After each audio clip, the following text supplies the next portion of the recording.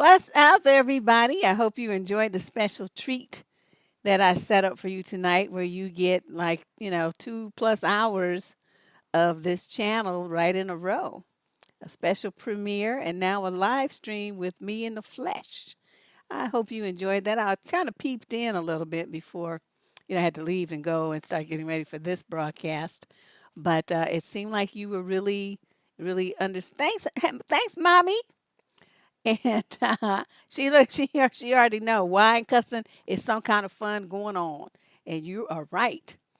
But I seem like that particular interview was really key because I really her perspective was so different, and to share the battle that she actually had to go through with that narc idiot over her kids, and you read stuff like that all the time, but to have firsthand knowledge and have someone actually walk you through it who's lived it was a unique perspective, and I'm glad that she stepped up to share that with you and help protect some of you from having a similar situation. That's our whole goal with this stuff, to keep you from getting gamed on. Okay. So, welcome everybody to What the Fuck Tuesday. We're here every Tuesday discussing relationships. Everyone sends in their questions. They get reviewed by my cousin Candace, and she puts them into a document, which I have in my little paw right here. And as I read the questions out loud to you, I will develop a response to it. I'm hearing it the first time right along with you. So I'm not going to sit here and read the questions in advance. Candace reads them so that they're just as much a surprise to me as they are to you when I'm reading these letters. So I hope you guys are ready. We'll see how many letters we have this week. 22. That's a lot. But it doesn't seem that thick, so maybe the letters are shorter this week. Okay, you guys ready? Let's go. Let's go. Hey, and I'll say hello to everybody. All the usual folks are here. It's your favorite day of the week. I think mine is too, but when it's over. Let's go. Question number one. Female 18 to 21. She's from the UK. She says, long story, I'm seeking advice on how I should feel, what to do, etc. about my situation. But I guess everyone writes you for that reason, right? Anyway, 5 years ago when I was 14, I visited my sister and her husband who live about 350 US miles from where I live with my parents. I was there for about 2 weeks, and while I was there, her husband started texting me, talking casually about something, then started telling me that he liked me, if I am remembering correctly. Wait a minute. 5 years ago, so she was 14, so she's about 19 now. And he's in the same house, and he starts texting, talking about he likes you, the little sister who's 14. Got it. I don't know why I did this because I love my sister and she's my best friend. But I didn't shoo him off. I accepted it and continued to talk to him. I don't understand why I did this. It went on for about a week after I left. Then my sister found out and it was awful. I was heartbroken that I hurt my sister and I was confused. I don't know if there's something wrong with me because I did this, and she put a question mark. I don't have any feelings for her husband. I just enjoy the attention, I think. I feel like there's something wrong with me, but I was only 14 and he was at least 25. I don't want to blame anyone but myself for allowing this awful thing to happen, but I can't stop feeling bad about it. Me and my sister eventually started talking again after that, and it was okay for a while, but then he visited back home to see family, and me and my other sister were visiting with him. So I think my sister has the idea that something happened between us when it didn't. It was just texting. Bottom line, I need advice. Thank you. Okay, this is another situation. Okay, first of all, let's start here. You are a 14-year-old child, okay? A kid. Now, for this man who is your sister's husband to approach you texting you about anything when you're right there visiting them, it's highly inappropriate. But see, this is a situation where if nobody told you this kind of stuff, how are you supposed to magically know? You found out it was a bad thing afterwards. But did you know that before you went to those people, your sister's house?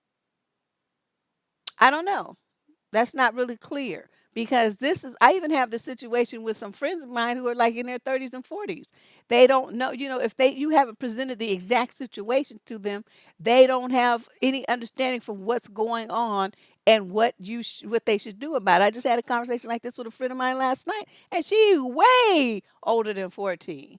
Okay, but she didn't know in the situation she was in how to handle it. Same thing here. I ran the game down to her, and I'm gonna run the game down to you. He was testing. Okay, he was testing, and this situation that he put you in is not your fault. Now, if you don't really understand it, what he was doing was a predatory kind of grooming thing, then, because nobody explained that to you, and most people don't tell their kids that kind of stuff because a lot of parents don't know it themselves, so they can't teach their kids. When you have a superior predator like that, they groom not only the child, but the parents as well. They get the trust of the parents, so that's how they get access to the kid. So the whole family's getting groomed. So if they not up on game, they're not even gonna know what's happening. So it's very rare that they'll be able to protect their child because they don't even see it coming. Now, in a situation like this, you did not allow anything to happen. He allowed it. He's a 25 or plus older guy and your sister's husband.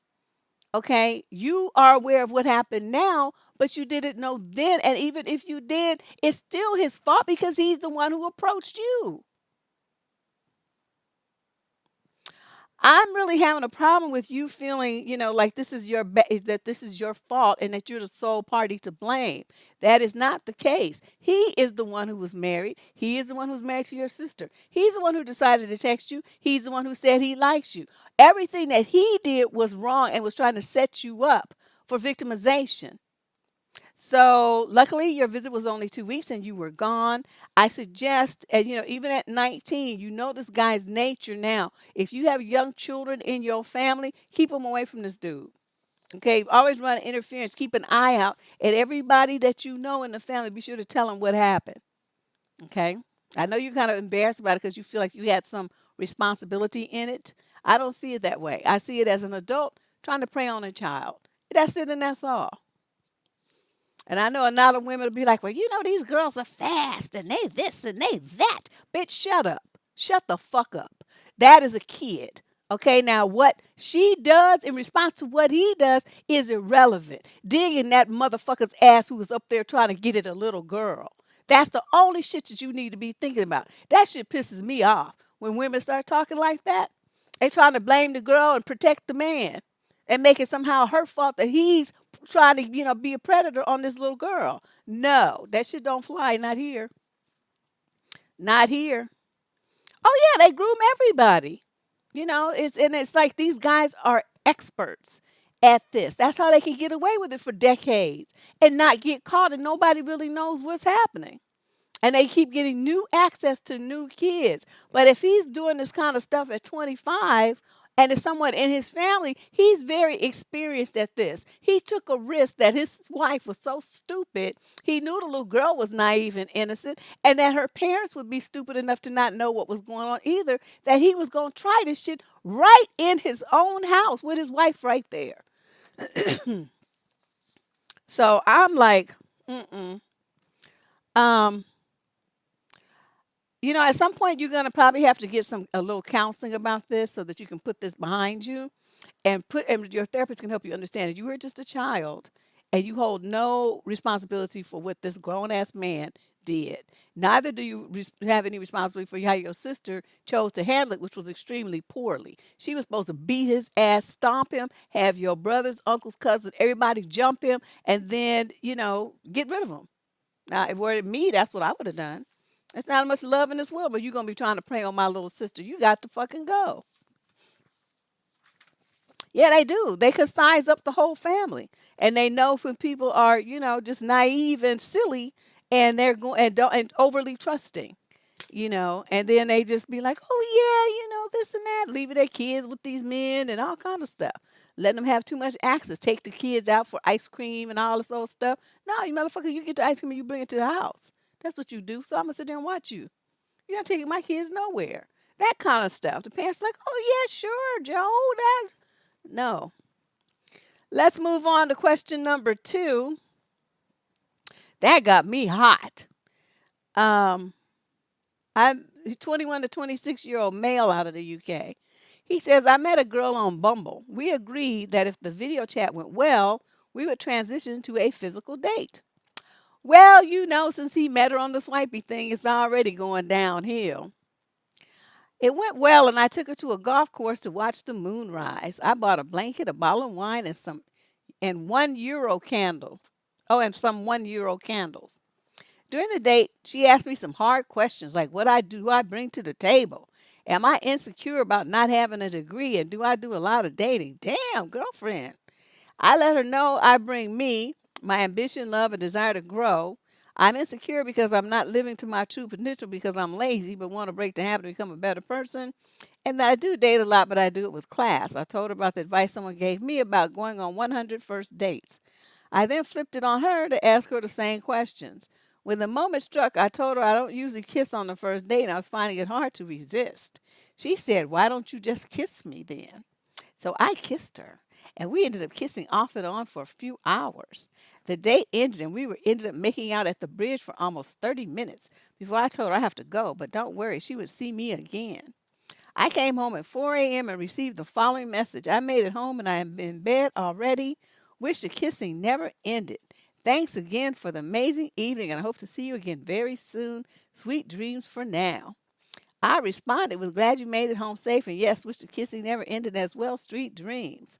I then sent her a message at 11:30 this morning, asking her if she wanted to hang out tomorrow or go for a walk or a bike ride. No response. That was over 8 hours ago.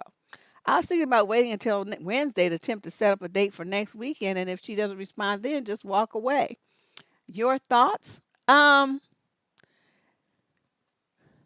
as a person who used to have a service called Sprint, where you wouldn't get your text and voicemail messages until days, sometimes a week later, I wouldn't trust that one text and put my life on that.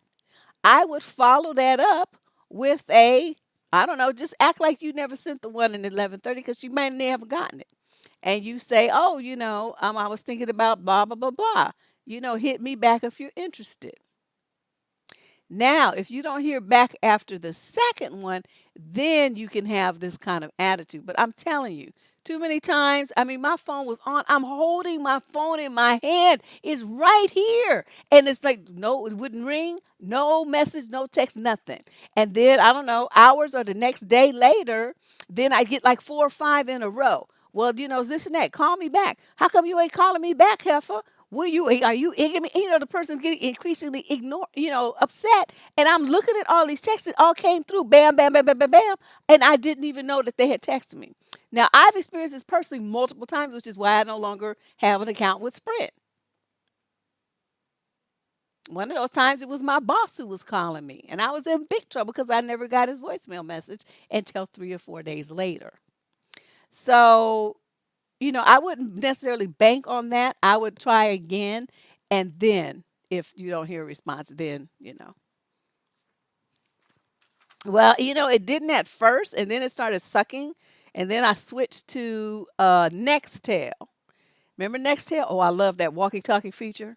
So then I switched to Nextel, and then Sprint bought out Nextel, so I was back with Sprint. Then after that, I said, forget it. And they started doing all that stuff I just told you. And so then I switched to Verizon. I was with Verizon for 10 years. And just last year, I switched to Google Fi. And I like this, it's an internet based, what you call it, a Wi-Fi based phone. But, they had another option. You can use data too. But as long as you stay on the Wi-Fi, the service is free. My phone bill went down from that 100 and whatever it was on Verizon to $30 a month. So I'm like, I'm loving this. Oh, look, you guys, I did my nails.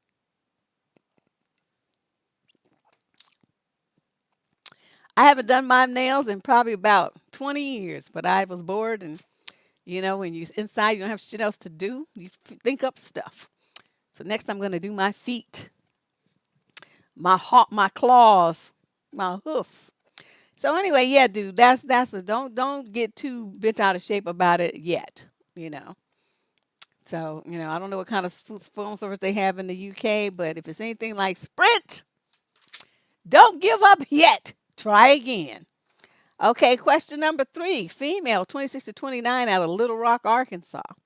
I have a quick question, Deb. I was on my husband's phone today and saw that he was Facebook searching his ex girlfriend from 5 years ago. I don't know how to feel about that or whether it's just normal curiosity. What are your thoughts? He doesn't know that I saw it, and I don't want to tell him because of unnecessary arguing. Um, well, he was Facebook searching, but did he find her? You left out some vital information here. I'm gonna just tell you this. Most people are curious about their exes. I'm not one of them. I don't give a fuck what happened to them. If they live, die, eat shit, fly to the moon, are buried under lava,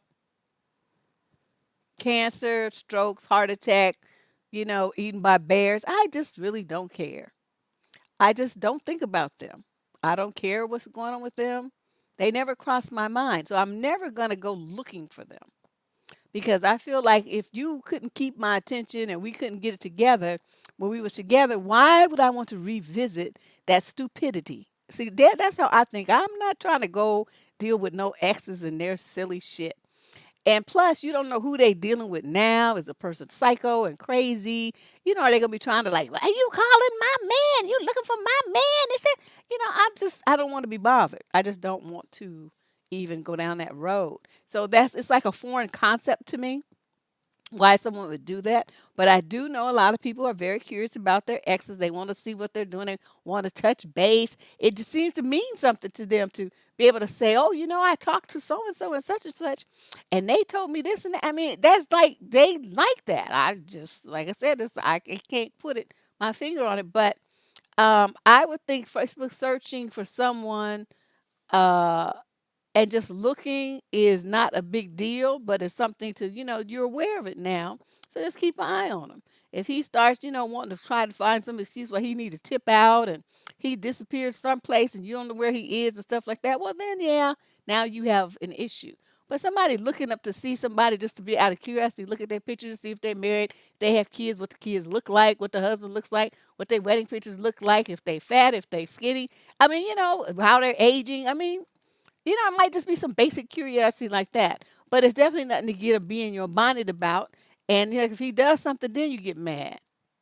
But you trying to create drama where there is none, and you don't even want dude to know that you was snooping. So I mean, why are you writing me? This is a non-issue. Question number 4, male, 26 to 29, out of London. I'm in quite a bit of a decision to make, and I'm just not sure what to do. I'm 27. I have 2 kids, 6 and 8. I own my own house. I pay my bills and so on. Okay. I was married, but I'm divorced now, about 2, maybe 3 years. It took some time to focus on me and my kids. Well, now I met somebody who I can honestly say it was love at first sight. I'm absolutely head over heels for this girl. But here's the problem. She's only 21. We've been together about 6 months now, and it's been a rough 6 months. While she hangs out with friends, smoking weed, drinking, or whatever fun stuff we all used to do when we were her age, I'm home sleeping because I have work the next day. We see each other 2 to 3 times a week when we can. She has a hard time grasping that I have an ex-wife I have to deal with, and she still hasn't met my kids because I just feel it's still not time to introduce them yet. She even told me that she's still trying to handle all of that. But I just want your opinion. Is this something worth fighting for? Am I crazy to think a 21-year-old would settle down? I just don't know what to think anymore because some close friends of mine told me to dump her simply because she just won't understand because we're at 2 totally different points of our lives. And your friends are right. You are a grown ass man with a ton of adult responsibilities, including fathering 2 young children. She's still kicking up her heels and bar hopping and just being silly, at 21. Now, I don't know what it is, this head over heels you talking about. You 26 to 29, and she's only 21. And it's not so much the chronological age is not that, big of a deal. It's the mental and emotional maturity that's different and the lifestyle that you guys lead. You're leading that, an adult responsibility filled lifestyle. She's leading one of fun and, kicking up her heels and just doing stupid stuff. So for you to think that she's going to morph into what you need at this stage of your life just because you want it is a pipe dream. She's going to be miserable, and so are you. You're going to be trying to fit a square peg into a round hole, and it's not going to happen, dude. You're just going to frustrate yourself and her too. So the best thing for you to do is realize that this was a stupid decision that you made, and probably, the same kind of stupid decision you made with the wife you picked, and you need to get in your head and figure out what it is that you're doing. It's great you concentrated on your kids, but spend some time concentrating on yourself. What kind of woman do you really need? Not want, not that would excite you, not what makes you feel head over heels the instant you lay eyes on her, which is nothing but lust anyway. But what is it that you're looking for from a woman who's going to fulfill you in mental, emotional, spiritual, and physical ways? That's what you need to be looking for. Okay? Don't be wasting time with kids, because that's what she is essentially. Woo, luckily you had enough presence of mind not to introduce her to your children, because your ex would just rip you. You would just be in shreds. Question number 5. This is a female, 18 to 21, out of Atlanta. Atlanta, hey everybody. Of course he's paying. Well, whenever they go out, they see each other 2 to 3 times a week. But he got kids. They probably not really going, not doing anything too expensive and too extensive because he's got to go to work the next day. So question number 5, female, 18 to 21, in Atlanta. In November, I started casually seeing a guy I met online. And I knew right away we would not be compatible for a relationship. We didn't click on a deeper level. I felt he had a negative or pessimistic view of the world and conversations, and I caught him in a few small lies that they really don't matter, so I don't really see him as a boyfriend material. His actions never really showed that he was interested in me for more than booty. He never planned any dates outside of coming over to my house, and that was fine because I was just fulfilling my needs at the time for intimacy. We would see each other randomly, maybe a few times a month from December through February, and mostly he would come to my place, watch a movie before we had eggplant. I didn't feel comfortable with him spending the night, and I made it known, but sometimes it was late, and I would let him sleep over. I am fairly detached from him and don't really feel anything about him other than I don't want to purposely hurt his feelings. He has been contacting me throughout the lockdown and is being quite emotional, like saying he misses me, and when I say that I miss the eggplant too, he will respond that he misses just hanging out and spending time together and is being manipulative to try to get me to say I miss him too. Has just spending time together with you is enough for me. She put that in quotes. But you never tell me that you miss me. I feel this is odd. His actions have always shown me that this was a hookup as well. And I want to take this comment with a grain of salt because there are lockdown times. I don't think I don't want to think he's actually catching feelings for me. How should I respond? Yes, you do want to think that. That's why you acting like this. All you do is tell him that he's pushing you too much. He's just on the phone. So what is it that you doing? And why does he know where you live? You should stop bringing men to your house. Be dating dudes. They don't need to come to my house. Mm-mm. I had one that came over, but just somebody that I've known for 20 years or something. So I let him come over. But any other dude I mess with, they don't come to my house. You can't come to my house. I don't know you like that. And what was I gonna say about this? Oh, you're not feeling dude. So what is all this conversation? I mean, why can't you just tell him straight up, it's nice I enjoy spending time with you, but I don't really see this as coming off on anything, too serious. So I can't be sitting up there lying to you, telling you I miss you and all that kind of stuff. It's cool, but it's nothing that I sit around pining about or anything. So, your comments are kind of odd considering all we had was a hookup. And just be blunt. I mean, what are you trying to worry about hurting his feelings for? I see. I don't understand these girls.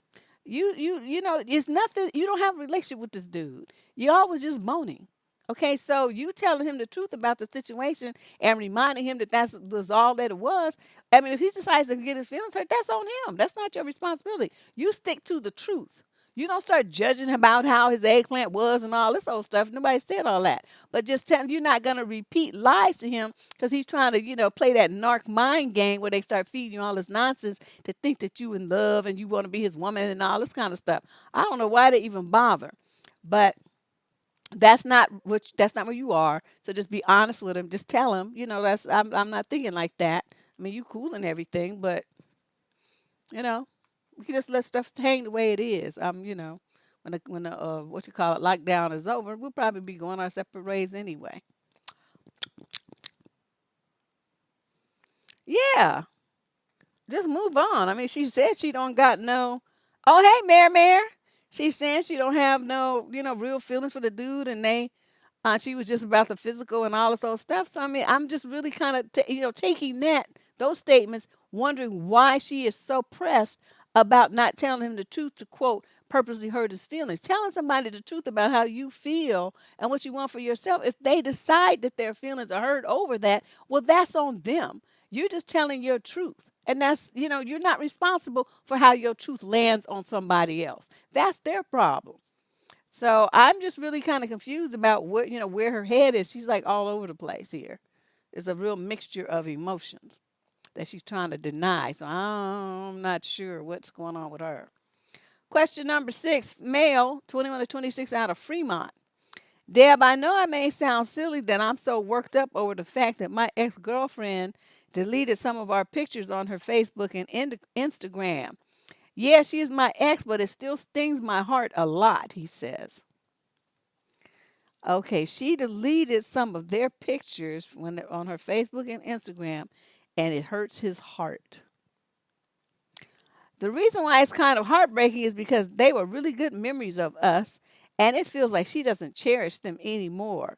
I would like to note that we ended our relationship on pretty good terms and we had great closure. She then gave me hope that maybe one day we can get back together and whatnot, but I'm really trying really hard not to hold on to these false hopes. The thing that confuses me is why she deleted those pictures of us when we ended on such good terms. She had like 6 pictures of us together on her profile picture, but only kept one of them.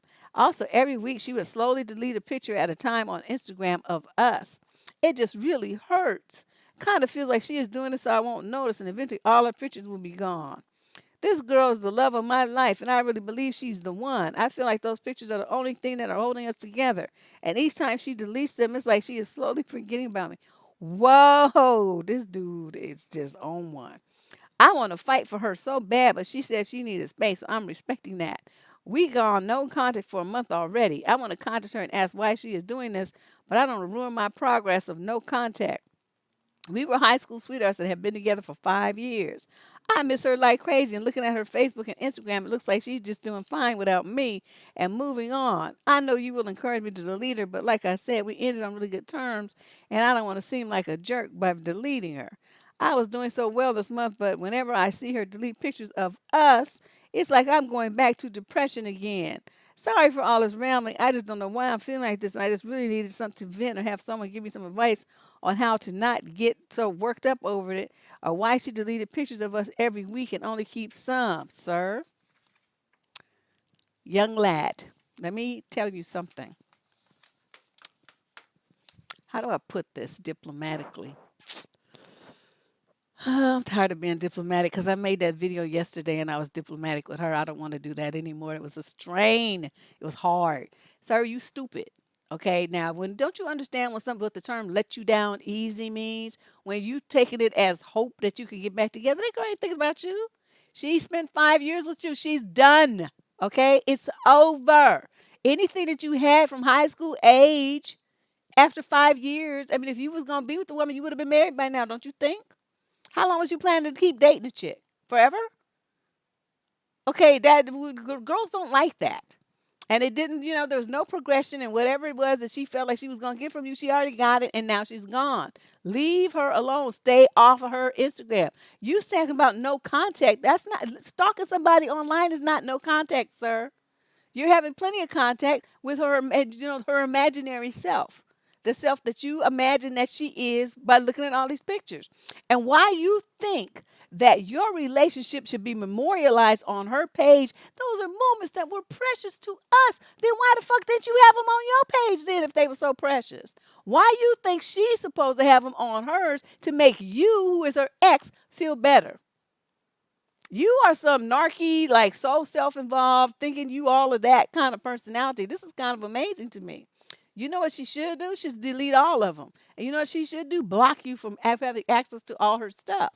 That's what she should do. Make her shit private and you ain't on the list. That would be the best move that she could make. Just put you into a tailspin so you finally start trying to move on. Because right now you still hanging on to hope, wishes, and dreams of being with this girl who don't want you. And it just hasn't really sunk into your big head yet that she's not trying to be, she don't give a shit about you. She knows that you probably over there getting upset after been with you 5 years. She probably knows how you are. So that's why she's only deleting one at a time. But I'm telling you, it was me, I deleted them all, blocked you, and told you fuck you, and that would just would have been that. Thank you, Ms. Pickles. I mean, I don't understand what it is you want from me, what you think I'm going to tell you about the situation. It sounds stupid. You need like another job, a hobby, to go back to school. You need something to do with your time so you aren't sitting around wasting it on stuff like this. The girl is gone. The relationship is over. Move on. Okay, stop this. Question number 7, female 21 to 26 out of Orange County. Got a lot from California today in the UK.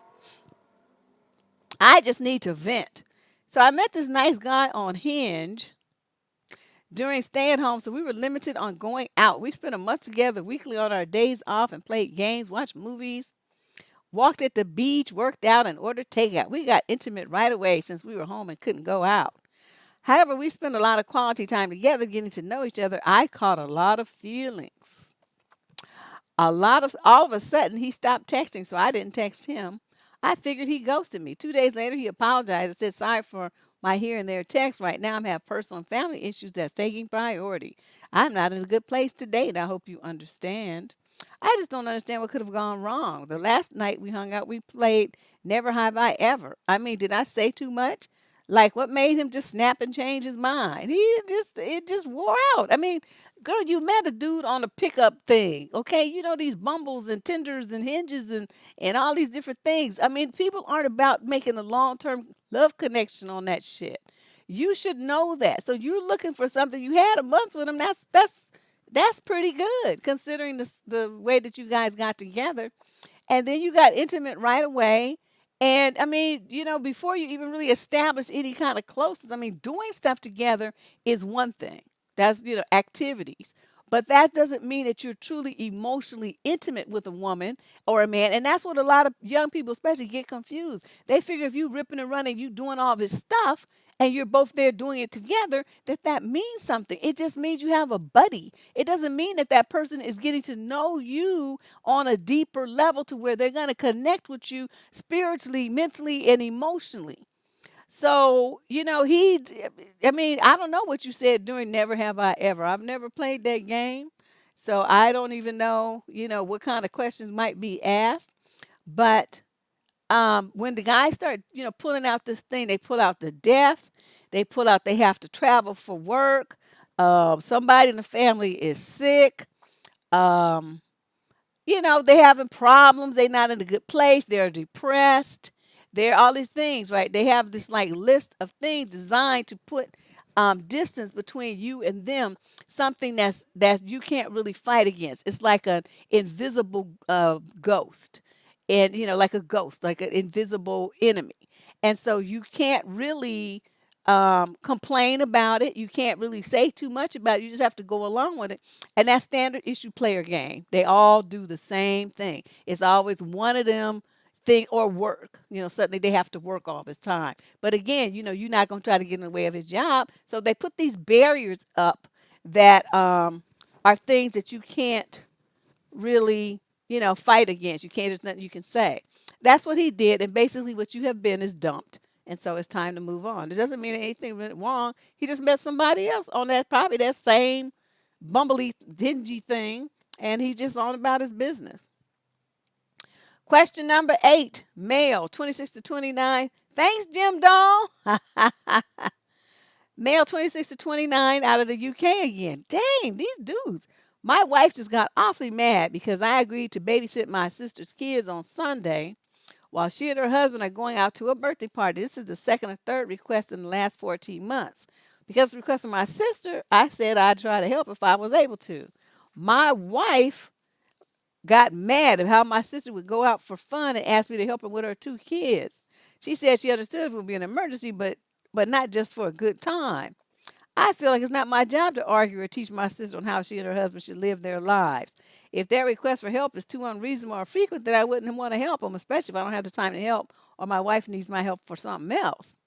So my sister asked me a week ago if I could help her babysit, and I could have said no, But my inclination was it should be okay. And so I told my wife about it, asked her if we could do that on Sunday.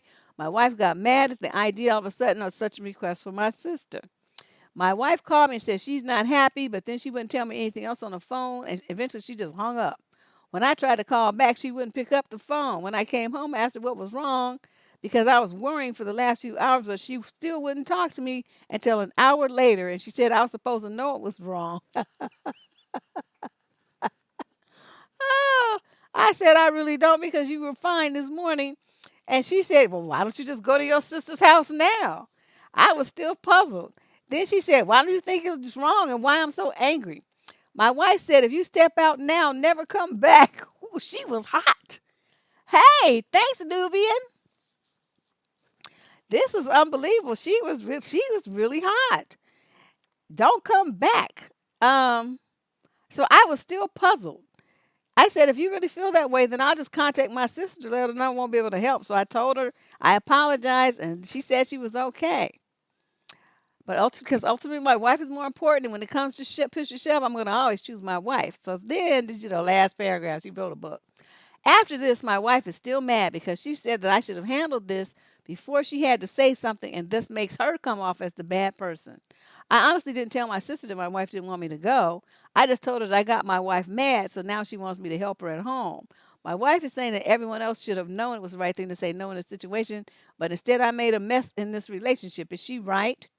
My wife feels that since my mom takes care of the kids day and night, Monday through Friday, and does all the shopping and housework, my sister has plenty of free time. She also was upset because I work until 9 p.m. and I used to work 6 days a week and only recently cut it down to 5 because there was no couple time.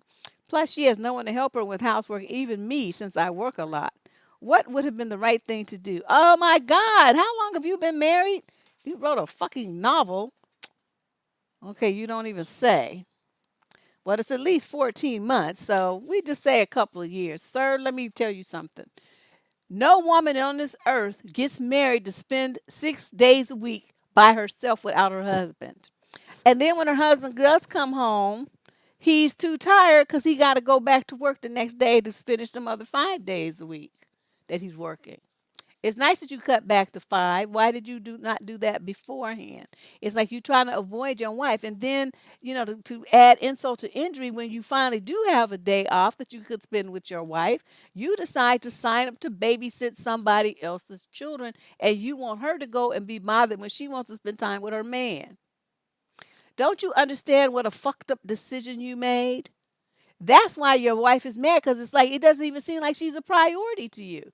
You didn't think, wow, I'd be spending the whole day with two little snot nosed kids and my sister wants me to do, whereas I've neglected my wife. I've been spending time with my wife all week. Which thing might be more important? Your wife didn't come in top. That's why she's upset. Her feelings are hurt. She feels unimportant, unloved, and like she had to negotiate with her own husband for some intimate and romantic and one-on-one couple time with him. You're stupid, sir. You're a big dummy. You better start thinking differently about your relationship and your wife. I mean, you say she's more important to you, but that little trick, that little thing that you did right there doesn't prove that at all. It proves that your sister's more important to you than your wife is. That's why she's mad. That's why she said, if you walk out that door, don't fucking come back. Because she would feel like you chose your sister over her. Now, I know a lot of people would be like, well, that's so petty, though, this, and that. If you're married and your mate is not your top priority, especially when you working 6 days a week and you got one day off and you want to spend it over there somewhere instead of with your mate, you have problems with intimacy. And that means that on the long term, your relationship is going to fail because you're not putting in the time and energy that's required to keep it going strong. That's why your sister didn't get mad because she knew that you were stupid. She was just banking on the fact that she was going to benefit from your stupidity. But, she knows what time it is. She knows what time it is. So you sir need to start thinking better about stuff. And if it's going to come up to any kind of conflict that's going to take you away from your house, away from your relationship, and you only got them 1 to 2 days off a week, you need to always say no. You need to always say no, and you need to figure out what you're going to do with your wife to spend time with her. You need to plan more dates with her, more time one on one. So maybe now that you only work 5 days a week, y'all can go away for a weekend overnight or something. You need to step it up because you fucked up big time right here. She's going to be feeling really mad at you for a minute here because you handled this so badly, so badly. Oh my God. Yeah, I don't know. She was nice though, 'cause I would have cussed him out and told him, your sister's so fucking important. Go over there. You need to go over there and sleep with her then. And all kind of stuff. Me, I don't say all kind of foul, funky stuff. So she stopped. She was, very firm, let him know what time it is. But I don't have that kind of once I press go, it's go. I can't stop. So yeah, this was really sad. I hope he understands what he did wrong now. And plus, she had to do all the housework by herself, and your sister got somebody doing housework for her too. And this is just a bad decision that you made all the way around. Let's move on. Question number 9, female 21 to 26. We have 21 questions today for those of you who are curious. Wait, did I say 20? No, 22. I'm sorry. 22 questions today. We're on question number 9 right now. Female, 21 to 26, out of Washington, D.C. My boyfriend and I have been together for a few years. Whenever we have problems, he won't talk to me.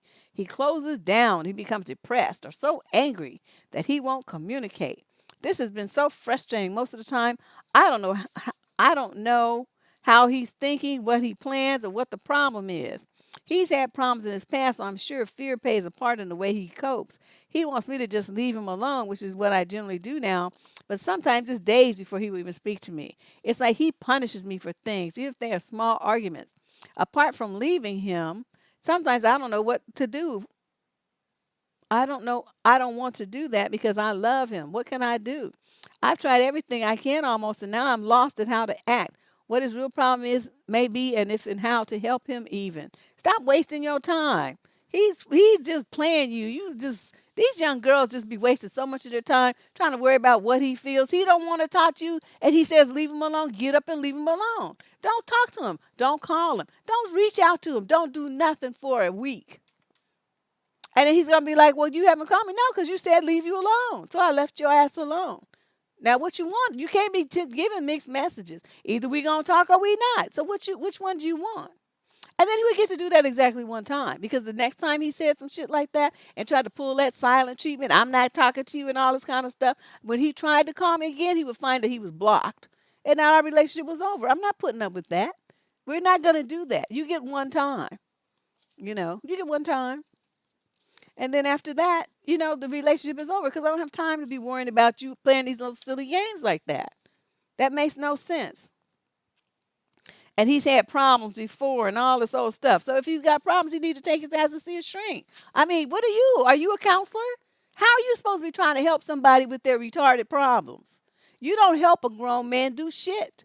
You leave him alone. That's what you do. And I mean, like, not just alone for a few days. I mean, alone, period. Like, pack your stuff and leave him alone because he's stupid. And until he's ready to invest time and energy in fixing whatever this mysterious, magical problem is he's supposed to have, what are you supposed to do about that? He'll be having this problem by himself.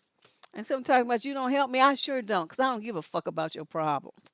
Your problems get on my fucking nerves, as do you. Get out of here. Leave me alone. Don't ever call me again. You didn't want to talk to me when I was there. There's no point in trying to call and talk to me now that I'm through with you. Okay? I don't have nothing to say to your ass. Get out of here. Get out of my face. Get off my phone. Eat shit and die. That's what I want you to do. And then that would be that. Okay, here's another question. We're on question number 10. Male, unknown, unknown. Why? Okay, well, anyway, that's odd. Hi, Miss Cooper. I'm a fan of your YouTube channel and watch you daily. Oh, I'm a white male, and since a while, I've been dating a beautiful black woman. Whenever we walk the street, I notice that my girlfriend will get angry stares from white women a lot of the time. This makes me very angry. And my question to you is, what is going on in their mind? And how should I react when such a situation happens again? You know what you should do? You should lean over to them and you should say, once you go black, never go back. Just piss them off more. Because, I mean, you must be a dude that they think is a catch. Because otherwise they wouldn't care, right?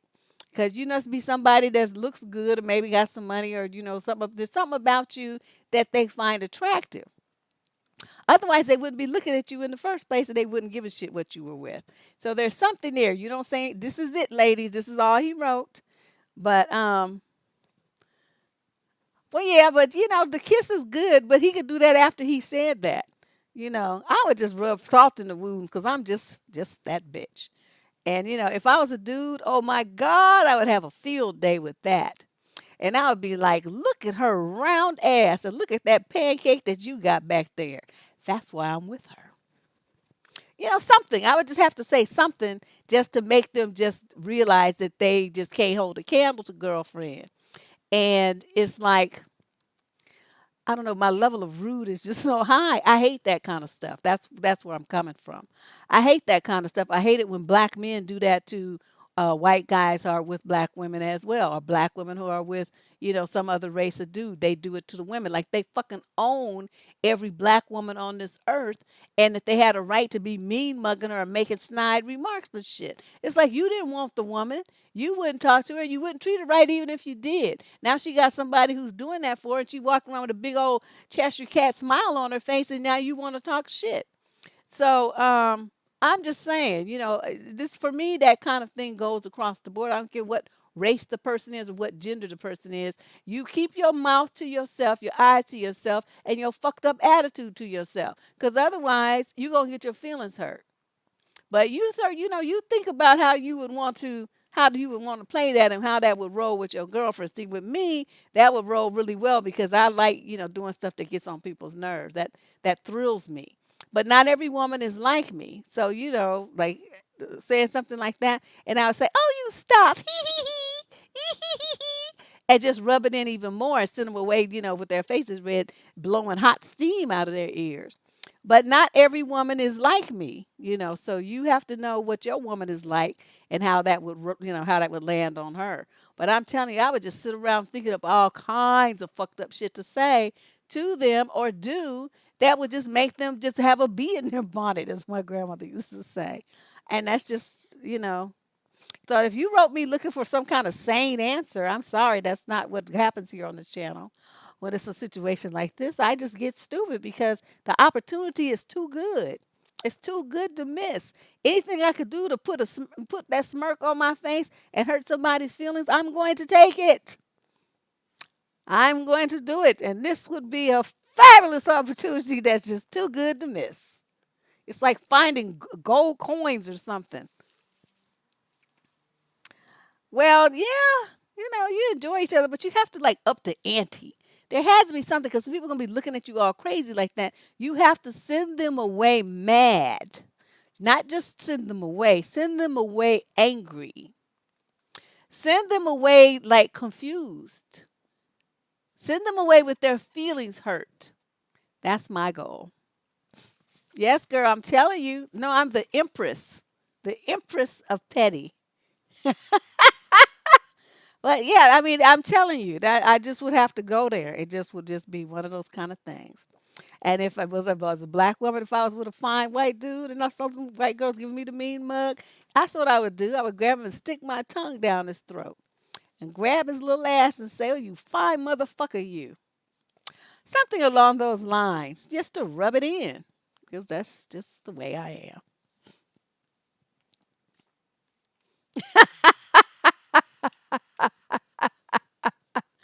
I'm telling you. So, dude, I'm sorry. I know you was probably looking for a sensible answer, but there obviously, as you can tell, there shall be none forthcoming, not from these lips. But that's what I would do. Question number 11, female, 30 to 36 out of Leeds, England. Oh, God. Oh, man, I would just be like, man, why can't stuff like that ever happen to me? I have been married to my husband for almost 6 years. I recently found out that we are expecting our second child. I had a miscarriage a few months ago at 6 weeks, and we chose to keep it between us since we had not told anybody that we were expecting. I am now 5 weeks, and praying for a safe and healthy pregnancy. We have agreed with my husband that we shall not tell the rest of the family until I'm in the second trimester. This weekend, we visited my in laws, and when I took my 3-year-old daughter to use the bathroom, his mom, sister, and him started speaking in lower tones, and I'm almost sure that he told them about my pregnancy. I was even more convinced when I asked him about it, and he asked me what I heard and then came up with an explanation for it. He said they were talking about his other sister's pregnancy. God, he's not even a good liar. And that his dad would be told in quote due course. The words in quote are part of what I heard. It didn't make sense because his dad already knows about his sister's pregnancy. If anything, his dad is the one who told him that his sister was expecting. When we got home, I asked him again, and I told him that it didn't make sense that his mom believes that his dad didn't know. And he said it didn't make sense to him either, that perhaps his sister told his mom and his dad on separate occasions, so maybe his mom doesn't know that his dad knows. At this point, I expect him to be angry with me for doubting him, but he wasn't. He said he can understand where I'm coming from. I am convinced that he told him, and I feel so betrayed and humiliated, knowing that he would rather be in cahoots with his family about something so personal to me than just tell me the truth. During my first pregnancy, told his friends and promised me that he hadn't told anybody just yet, only to have one couple congratulate me at an event, and I felt so embarrassed because it was obvious that I thought they didn't know. He also told his sister the sex of the baby, even when we had agreed to just keep it between us. I feel like he doesn't value the bond we have and that my husband is him and his family. I need him to admit the truth. What should I do? Okay, let's just walk through this because I can see that you on some stupid shit. Number one, I can understand you feeling, some kind of way about him telling his family. But you know that this is how he is. Now, this is not the first time that this has happened. He's already has this pattern. You know this is how your husband is. Now, it would be one thing if you didn't know and then, you hadn't married him yet and you didn't have no kids, but you do know. This he's got a big mouth and he can't hold water. So what is your thing? Either you tell him and then let him tell his family and without tripping about it, or you don't tell him either.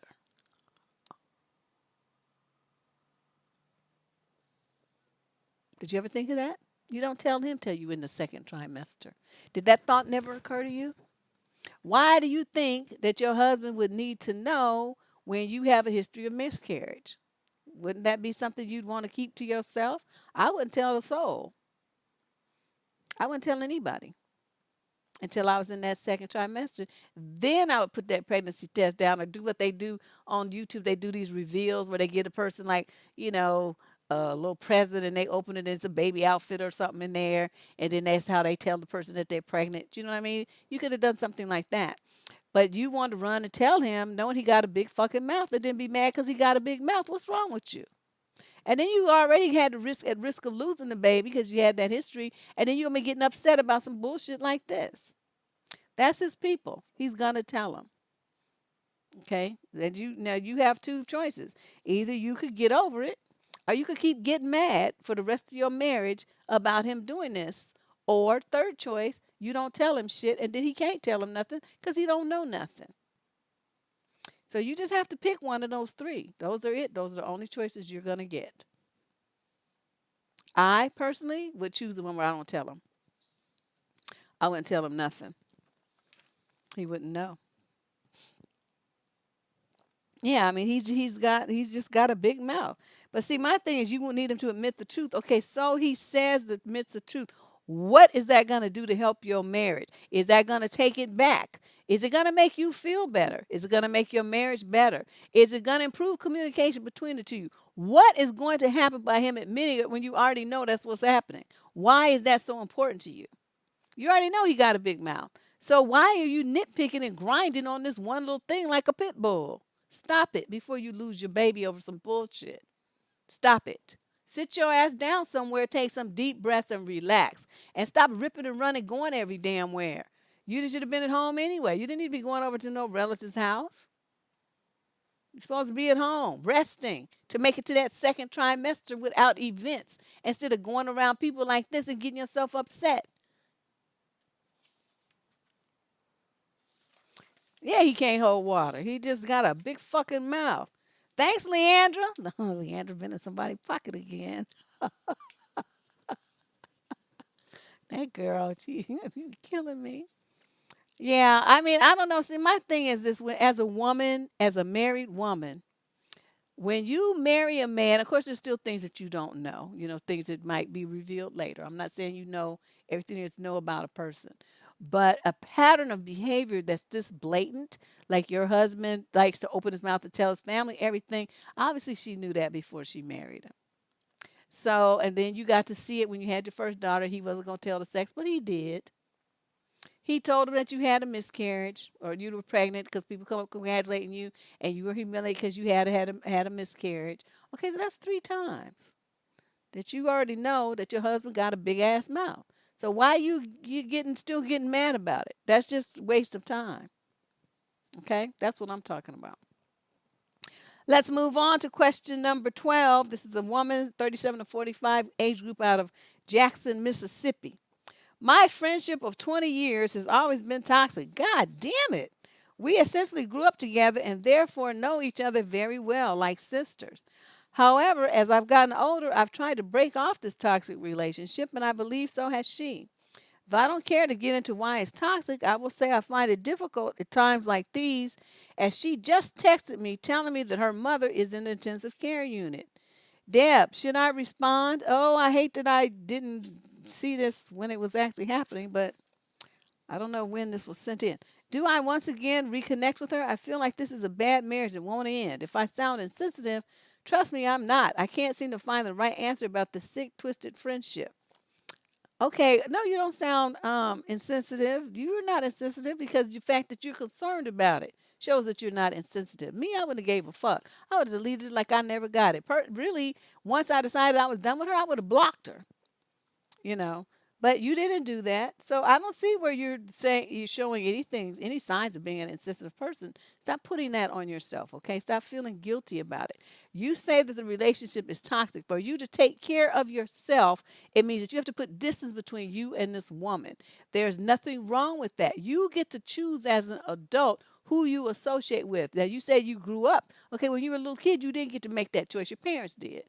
Okay, probably what? They were probably friends with her parents or something. So you two were thrown together so you grew up like sisters. I understand that.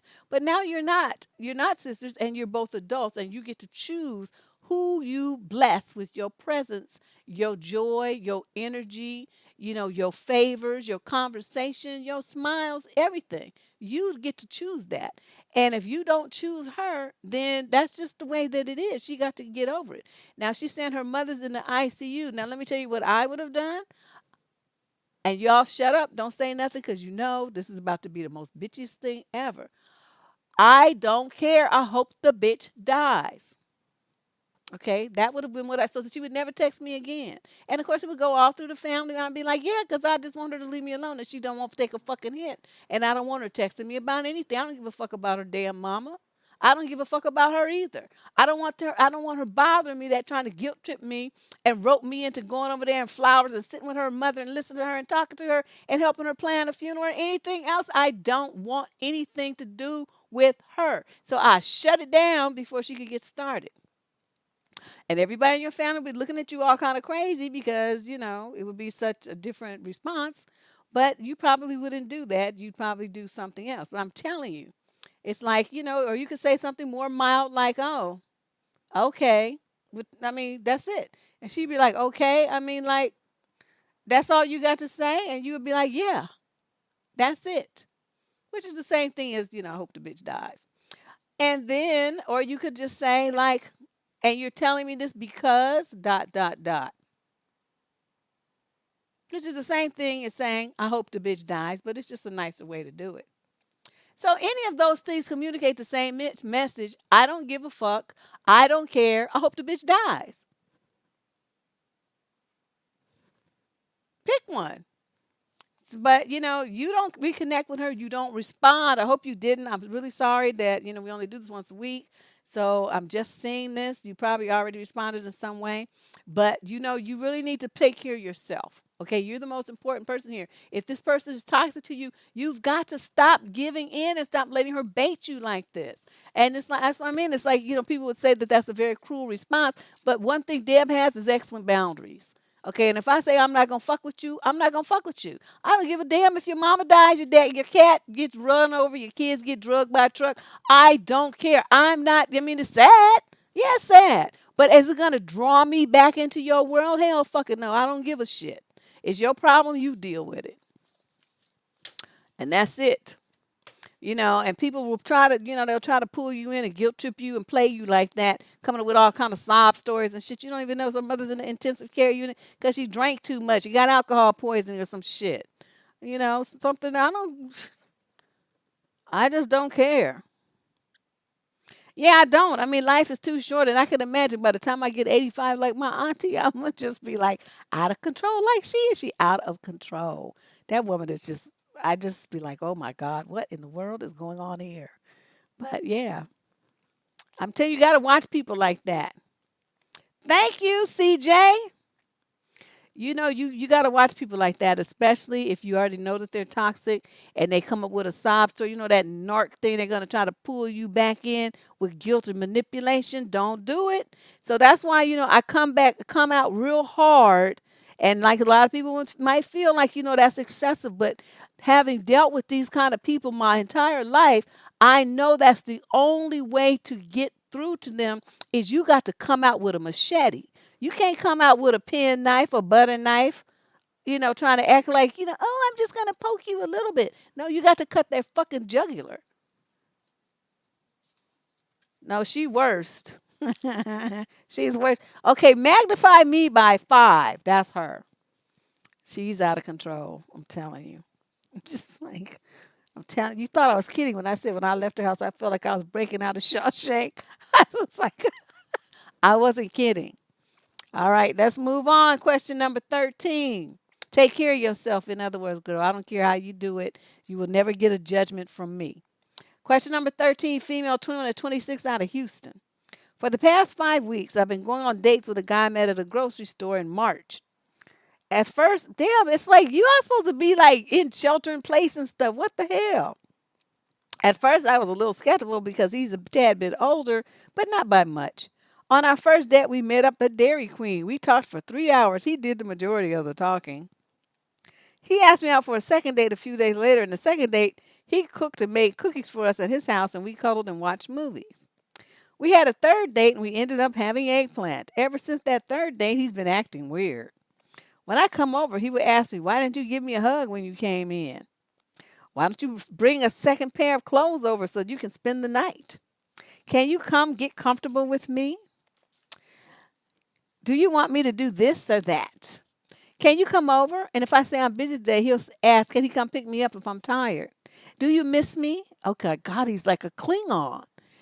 It's like he asked me questions nonstop. The other day when I came over, he was on the game playing COD, Call of Duty. I know that one. With his friends, he asked me, do you want me to get off this game? And I said, no, I'm fine. You can finish playing. He won't let things happen naturally, and he won't let me be myself as far as getting to know him. He asks me questions as if he's insecure about my feelings. Is this a personal flaw or a red flag? I wouldn't care what it was. It could be a pink elephant flying with yellow duck wings. I don't care what it is. If it's getting on my nerves, I'm throwing them to deuces. I don't like to be asked a whole bunch of questions like that. That would drive me crazy. Oh my God, do you miss me? No, motherfucker, I don't. And do you want me to get off? I'm like, it sounds like he's used to a woman who bosses him around and tells him what to do. And he's trying to, push you into that role. And then the next thing you know, he gonna want you to call him daddy so he can call you mama. And this is just giving me the creeps.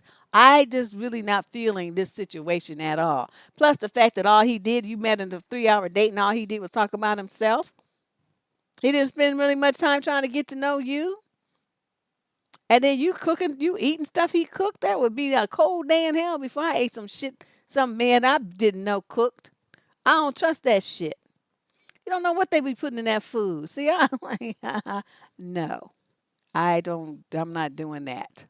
We can eat, but we gonna buy it at the takeout place, or I'm bringing mine and you bring yours, and we'll just sit down and eat together.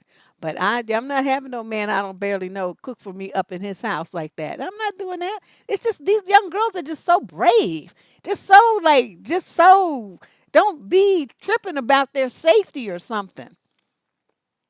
Can you come get comfortable with me? Why didn't you bring some clothes so you can spend the night? Maybe nobody want to be looking at you all damn night. He just wants too much. He wants too much. I'm just gonna tell you this though. Um, he's getting on your nerves. Okay, you're feeling uncomfortable, you're feeling pressured, you're feeling burdened, and you're feeling irritated. So either you need to communicate that to him and tell him you need to stop asking me all these questions and stop trying to nag me into, being intimate and close to you. It's supposed to come naturally. I'm not supposed to feel pressured and guilt tripped into it like you're trying to make me do. If you keep doing this, we're gonna not see each other anymore. Okay, and then you have to do that. Or you could just be like me and just ghost him. And then when he says, "Well, what happened to you?" It's like, "You bugged the fuck out of me. That's what happened. I threw up to do something out." So, I need a man who don't be bugging the fuck out of me like you was doing. So it was nice meeting you. Bye. I don't know. I don't feel like explaining too much, really. That's why ghosting is so good. Yeah, eating cookies and he cooking and stuff. I don't like, people be putting drugs in cookies because you can't taste it, especially chocolate ones. Fuck that. I'm not eating shit. If it don't come out of a package or if I didn't bake it myself or my auntie or something, I'm not eating it. Well, it's not necessarily too soon because I'm gonna tell you this. People feel like, there's such a thing as too soon. Is there really? Because I'm gonna tell you this: if he was gonna be interested, he would still be interested whether you fucked on the first date or not. And if he's not, then prolonging the inevitable is not gonna make him be more interested. It's just gonna, he'll just wait around and play the game, and then he'll get the draws, and then he'll still be gone. So women have this thing where they feel like it's quote too soon. Personally, I like to do it, and when I feel like I know you enough that I don't feel like my safety's at risk or something, then I want to do it so I can get the shit over with. Can you fuck? I don't want to be spending weeks and months with a man and then you getting y'all catching feelings and then the next thing you know you sleep with him and he can't fuck or his dick is little or he lasts about 5.10 seconds. See, I'm not no. I want to test drive this motherfucker just like I'm buying a car so that if it don't drive right, I'm out. You're going to stay on the lot. So, I know if you're the kind of woman though where you get, you catch feelings and once you do it, you want to be in a relationship and you want to feel like you in love and all this old shit, well then you can't operate like that. But you're going to end up, getting gamed on a lot because of it. That's why I always tell y'all, you need to get in control of your feelings. The number one tool for a woman to survive in this world, corporate or relationship wise, is to control your emotions. If you wear your heart on your sleeve and you always feeling something and talking about your fucking feelings all the time, you are going to be roadkill. Because these niggas out here ain't playing. I'm just telling you. That's just the way it is. Even the white girls deal with the same shit. It's slightly different though, but the end result is the same. Roadkill, because you see too much in your feelings. You can't have feelings when you're dealing with a man. You don't have no feelings. You're a robot. Okay, the only feelings you are allowed to have is anger and disgust. Two things. Two. But yeah, no, I want to know. I don't know because then if you can't fuck with them, the breaks go on and there will be no further in conversation and no further nothing will be happening here because it's pointless. I'm not going to be in love with somebody that's going to be leaving me high and dry. We're not going to do that. Not going to do that. Yeah. I want to see it. I want to test drive it and I want to know what you working with. And then if it's good, I'll be like, well, what else you got going on? And then if that's good too, then I'll be like, well, I might stick around for a minute. But if either one of those two things is not up to par, I'm out. And it doesn't care what he looks like, how much money he's got, what his talents and skills are, profession, nothing. I don't care. None of that matters. If we can't get it on a personal and a physical and emotional level, then and I need all of that. You're not offering that, then there's no point in these cocking. Tish, girl, I'm not. You know that's what people say. This is comedy. I'm telling you the truth. I'm not trying to make jokes here. This is my real life. But no, I'm serious though. You can't be catching feelings for these men. You better keep yourself in check. All right, so let's move on. Female question number 14. We got 22 questions today. This is a female 30 to 36 out of Florida. I've been put in a bit of a difficult situation, she says. I have a very controlling slash mentally abusive mother.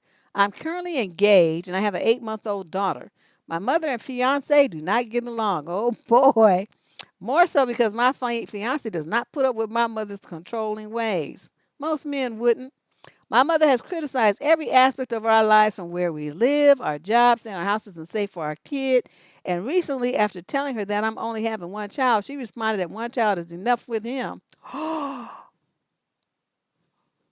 attempted to let it go as I usually do and extended an invite to go to Mother's Day concert at the church I used to attend. She told my fiance that she wanted to see both of us at this church, even though it is not a church we belong to or even want to belong to. As we were leaving, she has to get one more remark in to my fiance, who then was smooth off, letting her know he's tired of her criticizing every aspect of our lives and basically told her to go to hell. I love him. She stormed off and told my dad, and now I have my dad texting me about it. My dad knows all about the mental abuse I've sustained over the years, but there's always an excuse about how that's just how she is, which to me is enabling. I don't know what else to do at this point. That's why I'm turning to you for advice. You're the best I know at setting boundaries and telling people where to go. Thanks in advance for the help, Deb. Well, I don't know. It sounds like your fiance is, I'm surprised it took dude that long, to tell you the truth. So like, look, you old evil ass heifer. Shut the fuck up. Don't nobody give a fuck about your opinion. You don't run nothing here. Go run your husband. Somebody who gives a shit. Because over here, don't nobody care what your thoughts are, your feelings, your opinions. Nothing. We don't give a fuck what you think. That would have been me. Shut up. And you keep it up, you ain't going to be invited to our house. We ain't coming to yours. And, there'll be some real limits placed on the involvement as far as phone calls as well. Because you can't keep your fucking mouth shut. You always got some negative bitch shit to say. Don't nobody want to hear that. That would be me. But your dad, this is the kind of thing your dad is texting you about it. All you have to do is tell your father is you have something to say about how mom talked to my man. You need to address him. Pass that baton. Let your daddy get a taste of it too. They both need to be cussed out. So he coming to you about it. Were you the ones that said that? No, it was the man. So man is supposed to talk to man. He not supposed to be coming to you. That shows your daddy's a little punk bitch. The only one here who's got some nuts is your fiance, and I'm glad about it.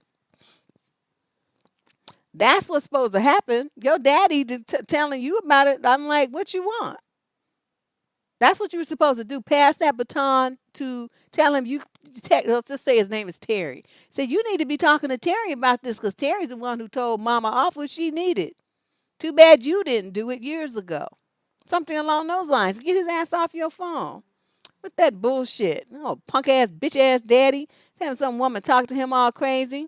And you letting her talk to you all crazy. The only one in this whole story who's got some sense is the fiance. And maybe the baby. It's only 8 months old.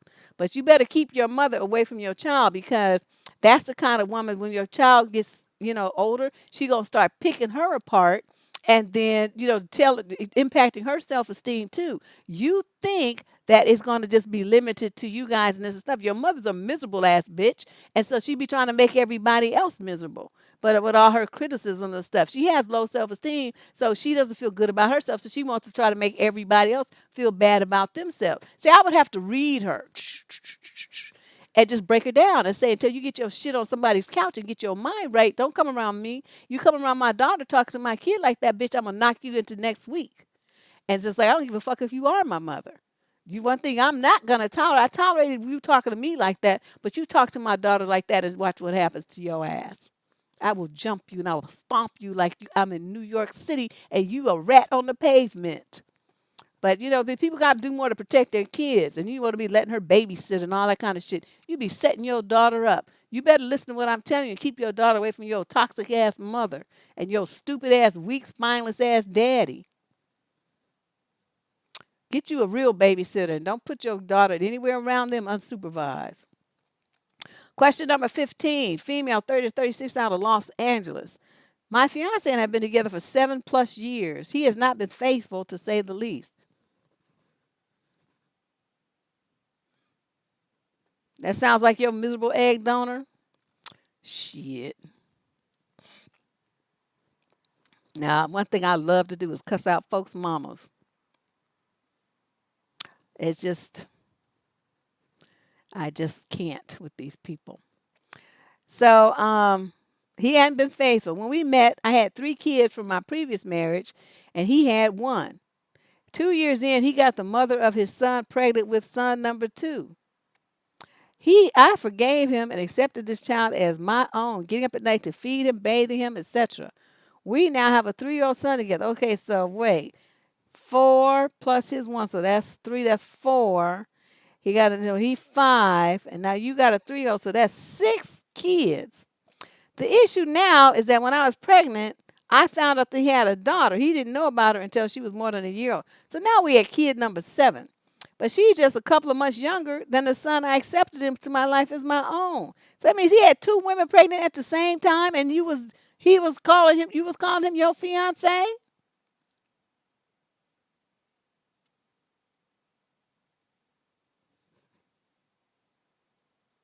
I'm reading this, and this is what you said, okay? He has no contact with this daughter or her mother. He only pays monthly child support. But he has been stalking her Facebook page to get pictures of his daughter and has told me many times that he wants to be a part of her life. The issue is I can't accept her into my life. I already deal with the mother of his boys, and I just can't deal with another. I feel really selfish and immature, but it really hurts to think of having this child in my life. I know it is definitely not her fault, and she didn't ask to be born, but I have so much resentment towards her mother and my fiance. He has told me that once we get married, he wants to legally pursue getting his daughter in his life. If I can't accept her, should I just walk away from this relationship so he can do whatever he feels necessary? Or should I just attempt to swallow my pride and support this in order to keep our family together? Please, any advice I can get to help me sort this out. Okay. 30 to 36, that means you was in your mid to late 20s when you got with dude. You already had 3 kids from a previous marriage. He had 1. Okay, so now he makes boys because y'all have a boy together, and he's got son number 2. He got 2 boys, so now he magically made a girl. So that's why he's in such hot pursuit. You know, men love they have their little daughters because daughters just worship daddies as long as the daddy act right. That's why he's so fascinated with her because all he has is sons. He don't have no daughter. Now, this is where it becomes very interesting for you. You call him your fiance for 7 years. Who dates somebody and stays engaged for 7 years but a dummy? He's playing you. And you played yourself when you already had 3 kids and now you have another one and you ain't married to dude. He's supposed to be your fiance. You're not supposed to have shit for him until you are married so that if you decide that you want to roll out, you take your 3 kids and you jet. But now you going to be just like him with, you're going to have 2 baby daddies. So, I mean, when the grand scheme of things, you doing the same shit he doing, right? So you can't really judge too much. He got 3 baby mamas. You got 2 baby daddies. Y'all neck and neck. So I can understand you talking about, you can't deal with it and all that because that would be true because you was, with him when he out making all these miscellaneous stray babies with all these miscellaneous stray bitches. But the mistake that you made when he did it the first time, you stayed. So what happened there? You taught him by doing that he pretty much can do whatever he wants to and you ain't going nowhere. And it's not his cheating that's really bothering you right now. It's the fact that you're going to have to deal with another baby mama that's pushing you. That's what you talked about. You didn't talk about the fact that he was cheating. You kind of mentioned that in passing, but not really that's the nitty gritty hardcore reason why you don't want to be in this relationship, because he's untrustworthy. He's a cheater. He's a liar. And he's having unprotected sex with all these different women. So he's bringing that home to you without a care in the world, and you dealing with it, and you still with him, taking care of his kids, loving him, and talking about your fiance. You making a series of really poor decisions here. The best decision that you could make at this point would be to leave. Because he's already established a pattern. This little girl, this ain't going to be the last one. It's not going to be the last one. You're going to have another baby mama to deal with. So you got to think about that. I know you love him and all this old stuff. But at some point, girl, you need to love yourself more.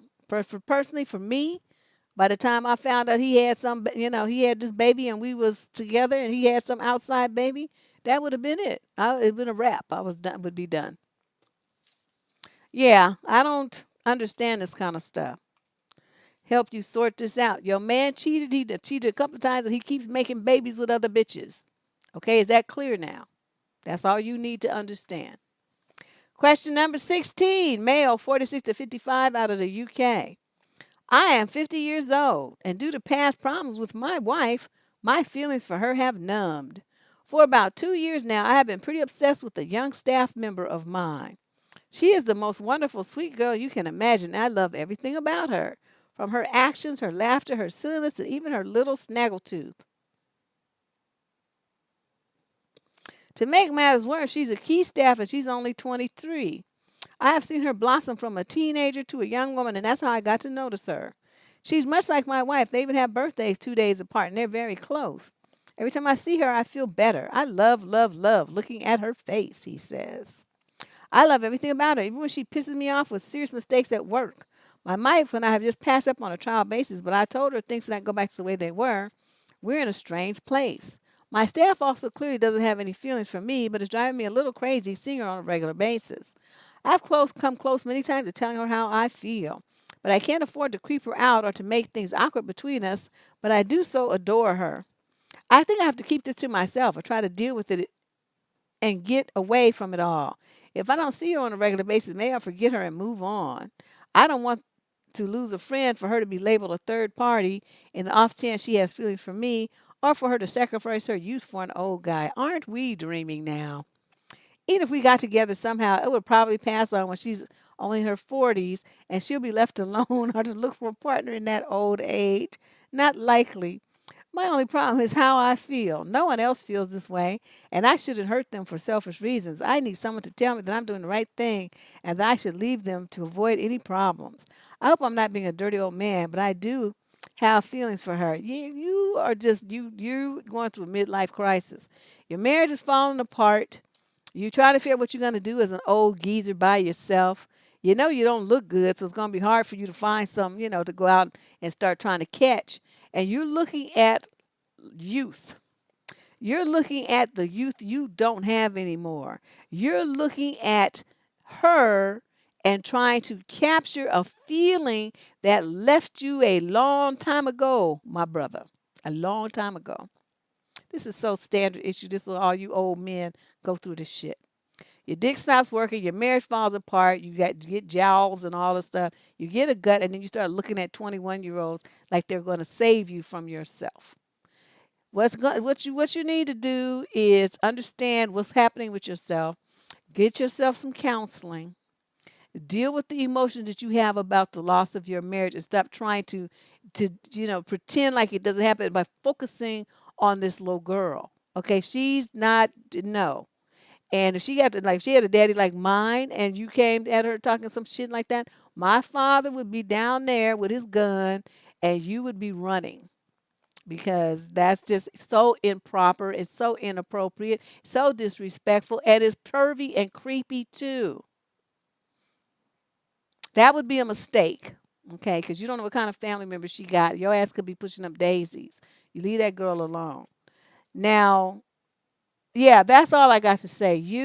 You putting all this on it and talking about even if we got together, I would die before she turned 40. I mean, you just really on one. You're really trying to do everything you can to avoid thinking about the emotional pain that you're having because your marriage is falling apart. You don't love your wife anymore. You're confused. Your feelings are hurt. Your heart's broken. Your dreams went up in smoke. You're doing everything possible instead of dealing with that. That's what the real issue is here. You just don't want to do that. So you fantasizing about this little girl so that I think as a way to avoid the pain, like people get drunk or people get high. You fantasizing about this little girl. So I know what your game is, sir. You need to get yourself to some kind of counselor, either a counselor for yourself or marriage counseling so you and your wife, even if you guys do decide to part, you'll be able to do it in a way where you're both at peace with it. Because right now you're in a turmoil and you don't know which way is up and you're not thinking straight. You need some help and you need to go get it. Okay. And then that way, either you'll fix your marriage and you'll get through this together, or you guys can arrive at a very sane and sensible, breakup where you both part ways and it's okay if you both, okay with it. Okay, you won't be having all this angst and guilt and confusion and this midlife crisis that you have right now. Oh my God, this dude. All right, question number 17. This is a young lady in the 18 to 21 age group in California. I'm talking to this guy, and we've been talking for maybe 2 weeks. We've been FaceTiming every night for the past 5 to 6 days, and we always fall asleep while we're FaceTiming. I always let him know when I wake up that I have class and I need to go so I can log on. So we hang up on the call. Well, yesterday, after I hung up the call, he woke up a few hours later and texted me good morning. And I asked him how he slept, and he said he had some trouble because he was overthinking. Oh, here we go. He has some trust issues from past relationships, and he wasn't sure if I really liked him. But I was letting him know that I did. He kept saying, if you say so. Can niggas ever get some new game? Just please, something new. Something that would be exciting to read and hear about. And it's just so sad because these little young girls just they haven't heard it. But I'm about to break it down for you, honey. He had trust issues. He wasn't sure if you really liked him. He kept saying, if you say so. We FaceTime again. And I told him I was upset and he apologized and everything was fine. Then this morning I had class again, so I told him and we hung up. He texted me when he woke up and asked how he slept, and he said, I slept okay. And I said, why? And he said he was overthinking again. I asked him what he was thinking about, and he said, I can't tell you. I can't explain it. And I said, of course you can. He said, well, if you keep asking, it's going to feel forced. It's going to make me walk away. Oh, he's good. How old is this dude? Let's see. Do you say how old he is? You're in the 18 to 21 age group. Oh, but see, oh, yeah, they're Stockton. I'm sorry, I skipped Stockton. Oh, yeah, that's the land of Dusties. All right. So I said, I'm sorry, and I wouldn't ask again. And he's left me alone on read for the past 4 hours. Should I text him? I feel like it's not fair for him to do that when I'm just trying to show him that I care. But should I text him now? And if I don't text him, does he have a right to get mad and say, you didn't text me all day? Let me see here. Let me rewind this. Okay, you've been talking for 2 weeks. You've been FaceTiming every night for 5 to 6 days. 2 weeks. And you already having all this angst and talking about you care about him? Let me explain to you what the setup is here. Okay, he's trying to put you in a situation where you're going to feel like you need to prove to him how much you care about him. Some motherfucker you ain't never met. You only been FaceTiming for 2 weeks. I mean, yeah, for 5 or 6 days and met 2 weeks ago online in the shelter in place. So y'all ain't seen each other. Ain't been on no dates. But you're supposed to prove to him that you care about him. Now, how do you think that's supposed to go down? I'm going to tell you. You're FaceTiming. He's going to want to see stuff. He's going to want you doing all kinds of freaky things on the phone so he can watch. Or you can watch him. Somebody that you ain't never met. That you only came in contact with 2 weeks ago on the internet from shelter in place. He's been hurt before, of course, because narcs always try to evoke sympathy. It's a great tool for women who give a fuck.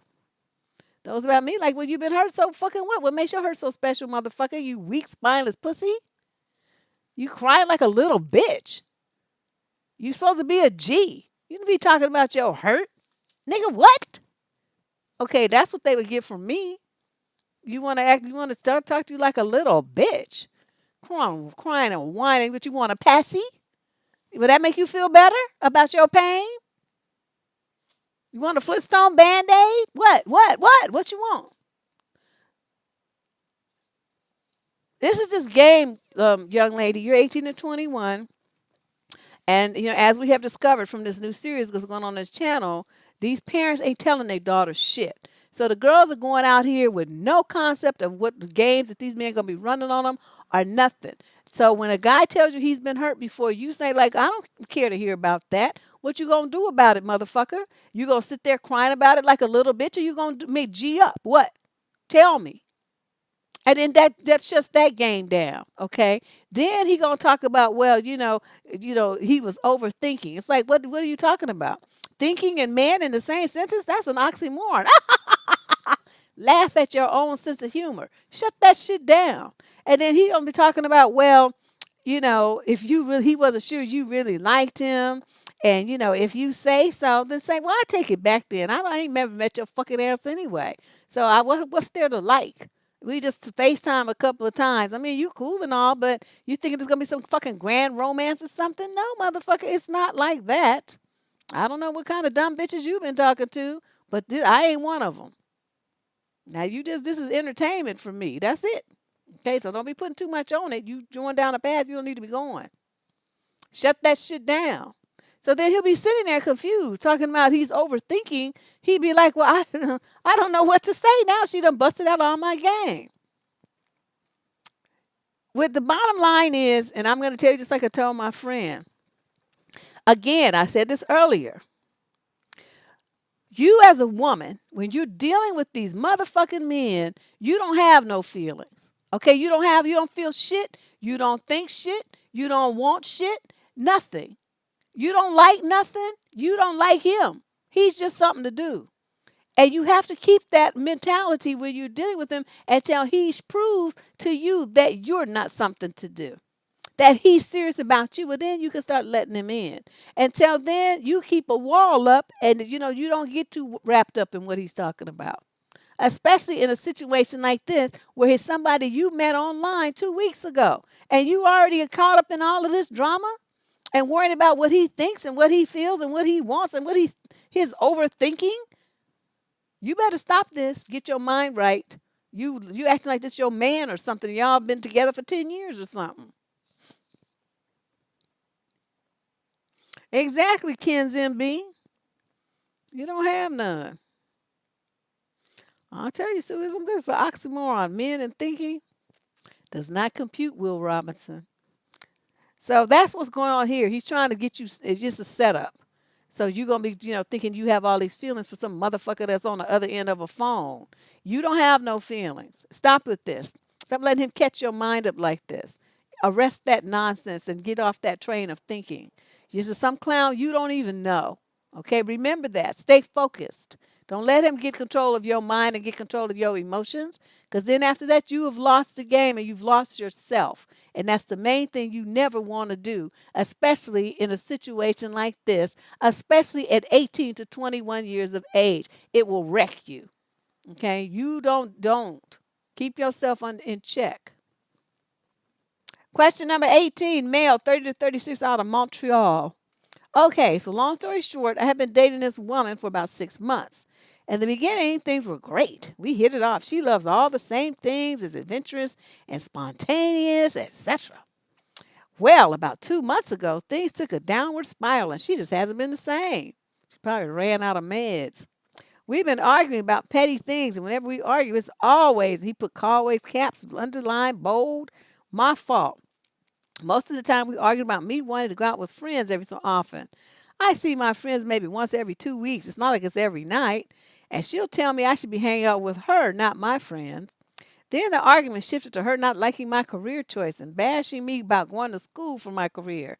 She found every Tom, Dick, and Harry to agree with her that my choice of career was wrong and I should feel bad. She constantly guilt trips me about said career or if I want to go out or do pretty much anything that doesn't involve her. Well, recently she started threatening suicide if I ever left her. Oh boy, I'm about to have fun with this.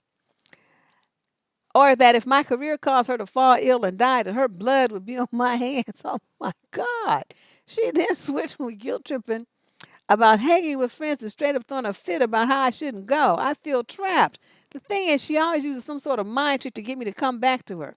Today I broke it off. Very good. And then she called me crying and said that she would change. So I took her back. Idiot. Thing is, I'm madly in love with her. It's why I took her back, but I'm scared that this change may only be for a little while before she starts pulling the same old stuff. I'm scared though that if I break up with her and don't give her a chance, that she could have actually changed and I missed out. Help! Oh, you're stupid. Again, it's like somebody who's getting played by a narc, and she's a manipulative little wench sitting up there. First of all, dude, as a person of confidence, I don't even want to say as a man, but as a person of confidence and belief in yourself, one thing you do not tolerate is somebody trying to berate your choices.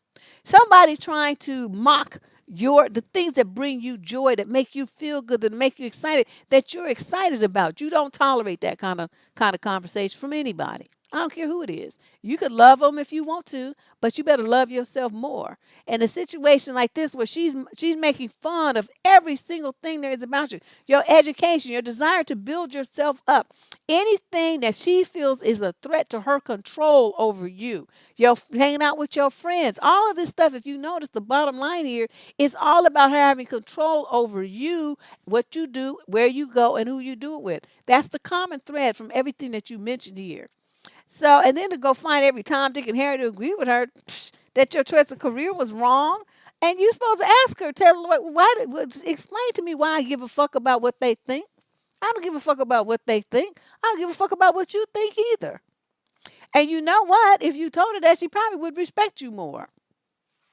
Because right now, I don't see too much of that going on. There's a lot of manipulation, but there's not much respect, sir, because she wouldn't be talking to you all kind of crazy. And she's going to start threatening suicide. See, that's when I start having fun. People say, well, I'm going to kill myself. Go ahead. I don't give a fuck. Well, that's one dumb bitch. That's just one less dumb bitch on the planet breathing up air. What you want from me? And so then she would be sitting there looking stunned because, they think you're going to flip out and be like, no, don't kill yourself. Oh my God. What do you want me to do? It's just a tool of manipulation, but you don't play that game with them. They start talking about they want to kill themselves. Fine, do it. It's a free country. Make it happen. Shall I leave and give you some privacy? I mean, what you want here? But, talking about you throwing with your friends. I got to go with my friends because they're not a just fun sucker like you. Everything out of your mouth is some negative bullshit. Don't nobody feel like hearing that. All you do is complain, nag, and whine. Ugh. Stuff like that. I don't know why and I don't know, you got away and then she called you crying and said that she would change. Say, no, you not, because you know she's lying. And so you took her back. What an idiot. Madly in love with her. Ugh, love schmove. Love made people do dumb shit. Yeah. I first learned about that suicide threat when I was in high school. This little girl, they had later got married too, but he wanted to break up with her because they had been dating like since junior high or whatever. And he, they all through high school, he wanted to do something different. He was tired of her. And she threatened to, commit suicide. And he was so scared that she would do it that he just stayed with her. I mean, stayed with her to the point where they actually got married and had a couple of kids and everything. And then finally he got enough nerve to leave her. But, his whole youth was spent just like guilt tripped and blackmailed by this girl's suicide threats. That's when I first learned about it. I was like 14 years old. They, a little older than me. But I saw that. And I saw how torn up he was and the angst that she put him in and how she would do anything to keep him under her control and make him do what she wanted him to do. And I vowed that anybody who tried to use that threat against me, they was just going to be dead, and that was just going to be that. But yeah, that's third. Unfortunately, that's what's going on with here. You're never until you decide that you love yourself more than you love her and stop taking her bullshit. Are you ever going to get any kind of respect in this situation and get away from her? Because this is a very toxic situation for you. It's no kind of love. I don't know. You might be loving her, but all she wants to do is control you. Question number 19. 19 out of 22 people. This young woman is 26 to 29 age group. So my fiance and I have been separated for years. I finally moved from the east to the west coast to be with him last month, thanks to my job allowing me to transfer. So I'm learning that he has an investment deal that he's working through between his father and a good friend. Okay, so him, his dad, and this good friend. So there's three of them. Okay. He mentioned that they were looking at buying a property. I asked him about the Skype session they were having with a real estate agent, and he told me this and said, "Hey, if you are interested in getting in on it, just let me know." First of all, I'm on the outside. I really have no idea what they're exactly doing, and I don't like coming into things as an afterthought. I haven't said anything, but just hear the conversations going on when they have been Skype sessions. So right now he's on month-to-month lease, and we were planning to get a place together. Keep in mind he already owns a property in Georgia, and I own a property in Maryland. I'd rather buy than rent, but he says let's rent for a year because he won't be able to do his investment thing if we buy now. We had a conversation today that I brought up about who will be paying for what once we sign a lease together. It seems all of the places that I pick out, he seems to find something wrong with them. None have been over 35.50 a month. I don't quite understand because I'm staying within the budget he mentioned. I'm sure this is because he'd rather stay in his current apartment to save money. Of course, every place is going to be more than what he's currently paying because we're in an area that we've both been told isn't safe for a woman to walk around by herself.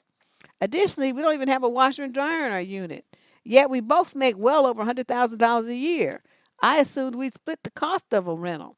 He confirmed that that's the way we would do it. In terms of finances, we also agreed some time ago to have a joint account for bills and then our own separate accounts. But I have some issues. First, I feel he's operating like he's single and not planning to be married. Two, for almost the last few years, he's been complaining about not being able to move forward because I wasn't here. But now I'm here and he switched gears on me. He'd been complaining about wanting out of this particular area, but having to wait until I got here. Now that I'm here, he suggests signing a 13-month lease in the crappy apartment complex he's in order to save money for this investment. Am I overanalyzing or am I being rational in my thoughts of feeling slighted? Girl, fuck feeling slighted. Let's get down to the real nitty gritty here. First of all, you ain't opening shit that's a joint nothing with this man. You're not going to do that. Don't be stupid. You're not married to him. You just came to the area. So you in what? San Jose, California? So it's expensive down there. And you want to buy a property. Well, if you have the money to do that, go ahead and do it. Get yourself a little condo or something because, there's a lot of singles in this area. You get yourself something that you can rent out, okay? Or if you buy a property later, or you can just live in it. There's no point in paying $3,550 a month on rent when that could be your mortgage if you got it like that. You got the money like that.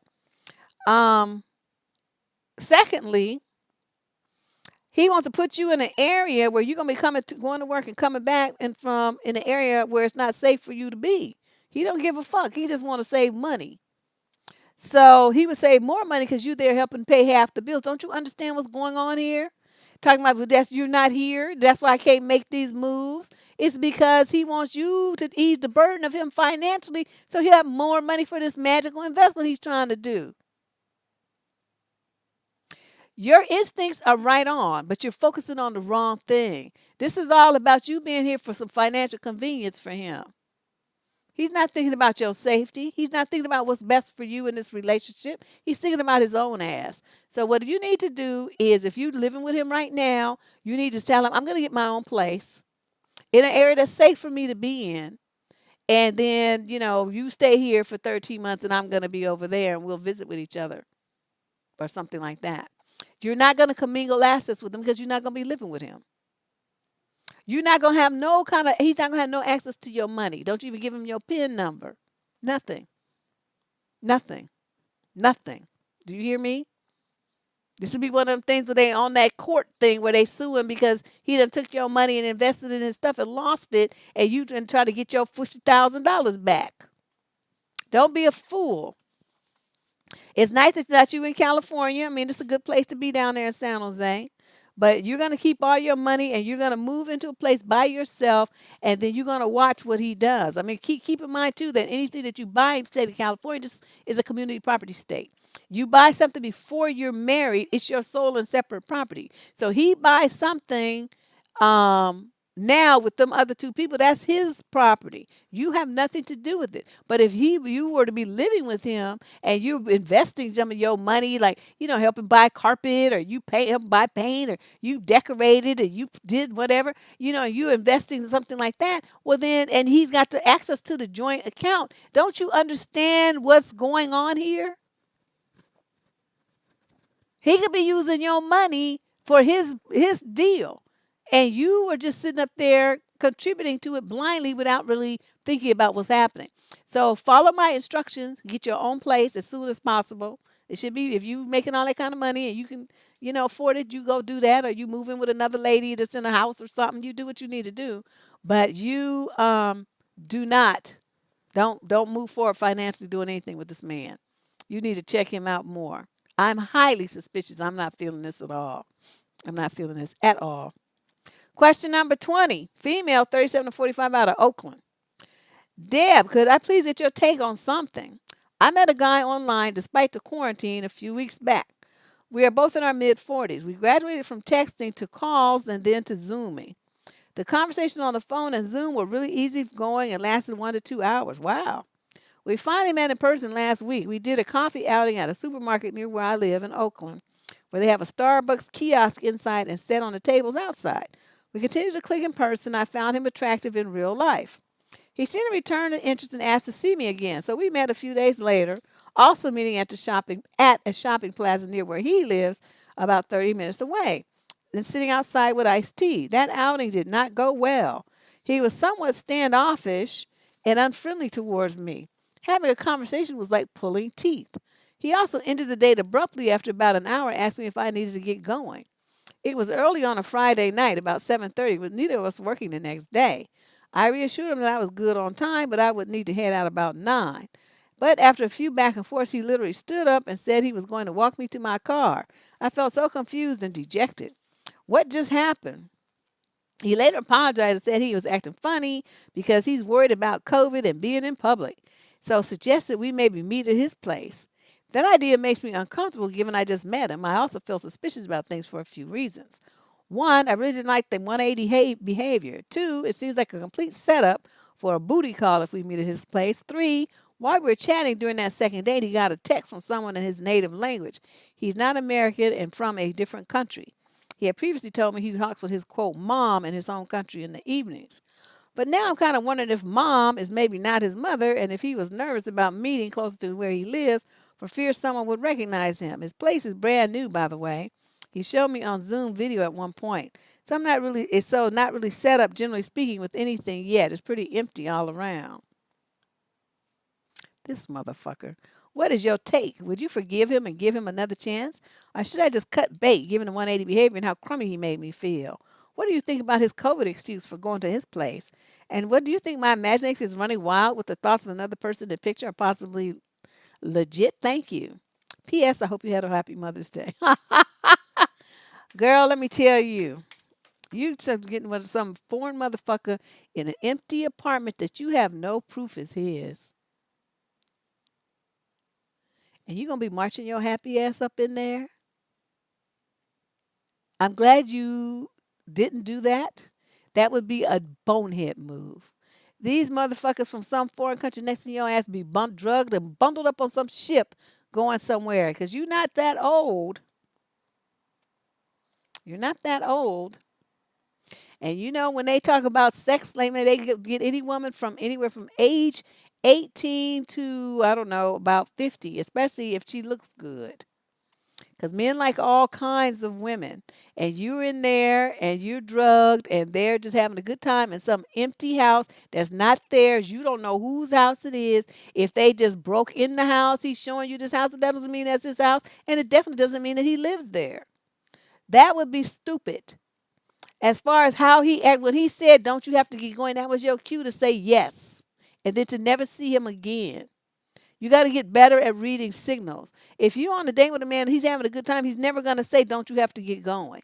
The fact that he said, don't you have to get going, that meant that I do have to get going, in which case you'd be like, oh, yeah, look at the time. Yeah, such and such. And you get up and you leave.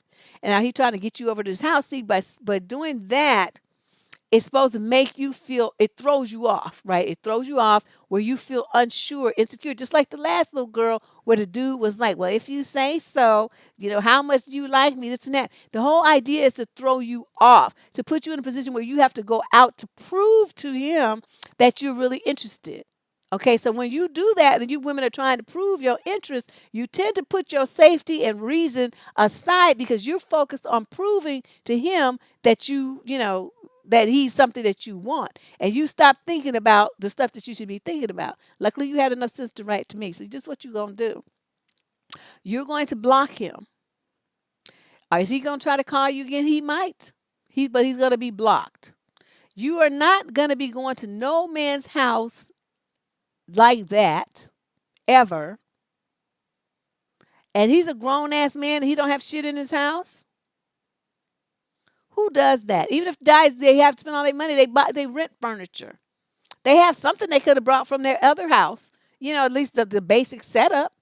But he got barely some shit in there. That just makes me really suspicious. That is some squatter house or some house of somebody's got real estate.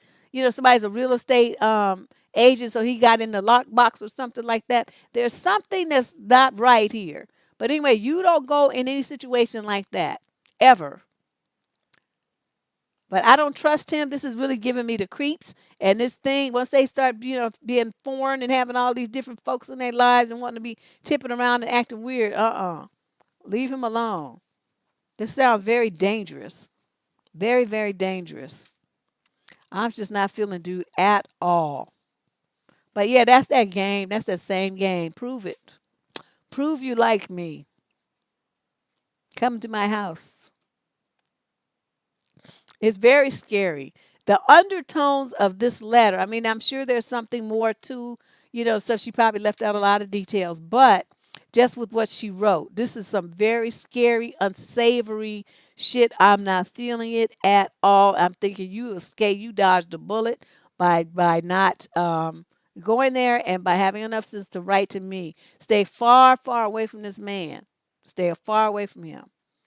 Something's wrong with this dude. So this whole situation is not cool. Question number 21, female, 21 to 26. She's from India. Whoa. I live with my mother and brother. My father is a merchant marine, so he comes home only for 3 to 4 months in a year.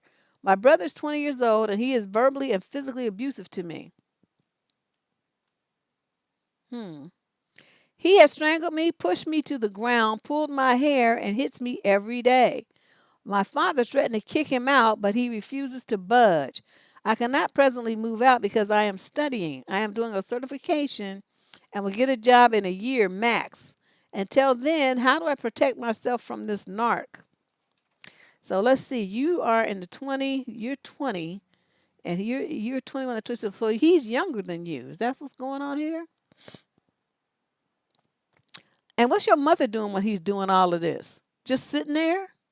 Why is she not clocking him upside the head with something? Why don't you clock him upside the head with something? When you have a 20-year-old young man, I hate to say this because I know people don't think like I do. A 20-year-old man doing this kind of stuff, this physical attacks on his sister, you know what this is motivated by? Sexual desire. These are sex-motivated crimes. Your brother is horny.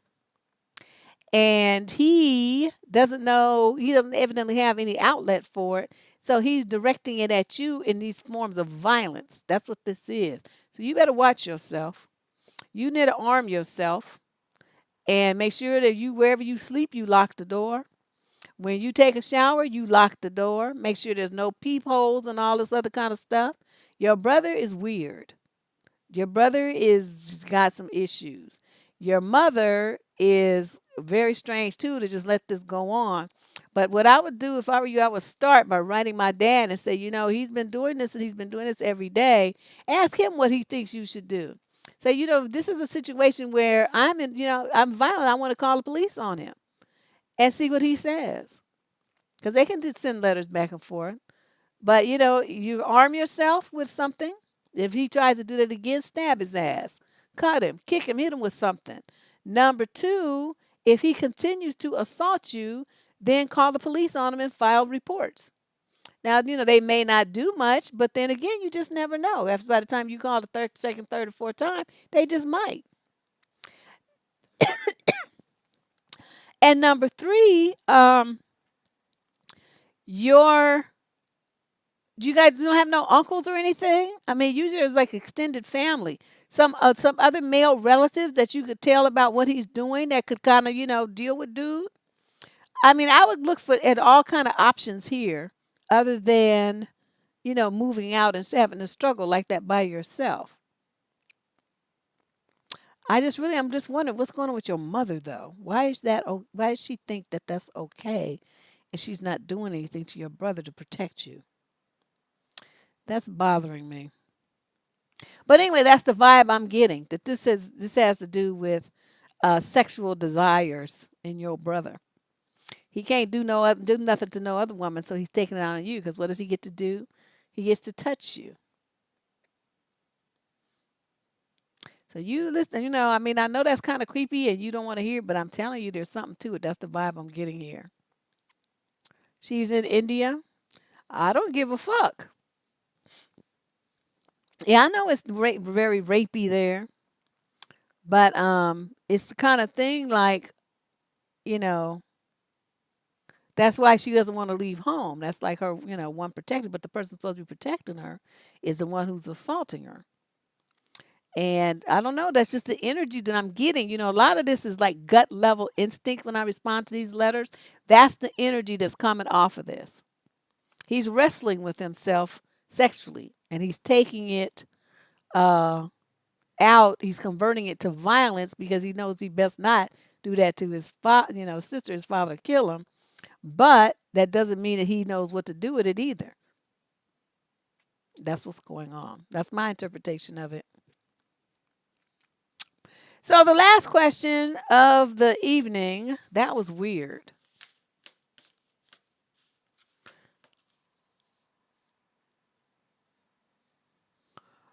Yeah, well, if I'm going to be on fire, his ass is going to burn right with me. That's my thing. It's like, they coming to get me. Guess what? I'm going to light a match to your ass before I go. So then they'll have a reason to burn me because they'd be like, well, you murdered your brother. I sure did. Now, so what? This is just, ugh, he's something. He's weird. Okay, question number 22, female 21 to 26 out of Santa Monica. Please tell me if I overreacted here, but since the lockdown, I have not seen my boyfriend. We speak every day on the phone. We have been together for 2 years. During the lockdown, I have been working on myself by taking up running every other day and cutting out the drinking and junk food to try and lose a bit of weight. And I feel like I've made a difference. But today I gave my boyfriend a video call and made sure I looked good by doing my hair and putting on a bit of makeup. And we were chatting, and he kept saying, "Look at me." And I said, "What?" And he was like, "You have put weight on your face." I got really annoyed. I was like, "No, I've lost weight." And he asked me how much I weighed. And I told him, and he said, "Well, when you go back inside, show me your weight." I got really annoyed with him and cut the call. I mean, I always want people to be real with me, but now I've lost all point in doing what I'm doing now that he said that. I don't feel he lifts me up or makes me feel good about myself at all. Do you think I overreacted about this? Nope. What I think you need to do is understand that your relationship is over. He took that as a perfect opportunity to insult, degrade, and demean you and intentionally make you feel bad about something that you were feeling good about. You probably looked so cute that it scared him that he knew he was going to lose you. And that's where this came from. He's trying to shake your confidence and make your self-esteem bad because he knows he can't do shit because of the lockdown and you look too cute. That's what that was. Don't ever think that what he said is any merit. And this thing where it doesn't make any difference and you let him destroy your self-confidence like that and derail your dreams and your focus. Get your shit together, young lady. That's exactly what you don't do. Again, key the emotions. She let him control her emotions. Oh, I don't see the point then. He just didn't give me the response that I wanted. He doesn't build me up. Like you so dependent on his fucking opinion that you can't do what you want to do for yourself unless he buys in. That's what you're saying here. That's inappropriate. No, you're gonna continue doing what you're gonna do and you're gonna double the ante. You're gonna look even better next time you video chat him. And don't talk to him for a couple of weeks. Put his ass on a timeout. And then, you're gonna lose some more weight and you're gonna do your hair, you're gonna put your makeup on again, and you're gonna be, look at me. Look at what you're missing out on. You punk bitch motherfucker.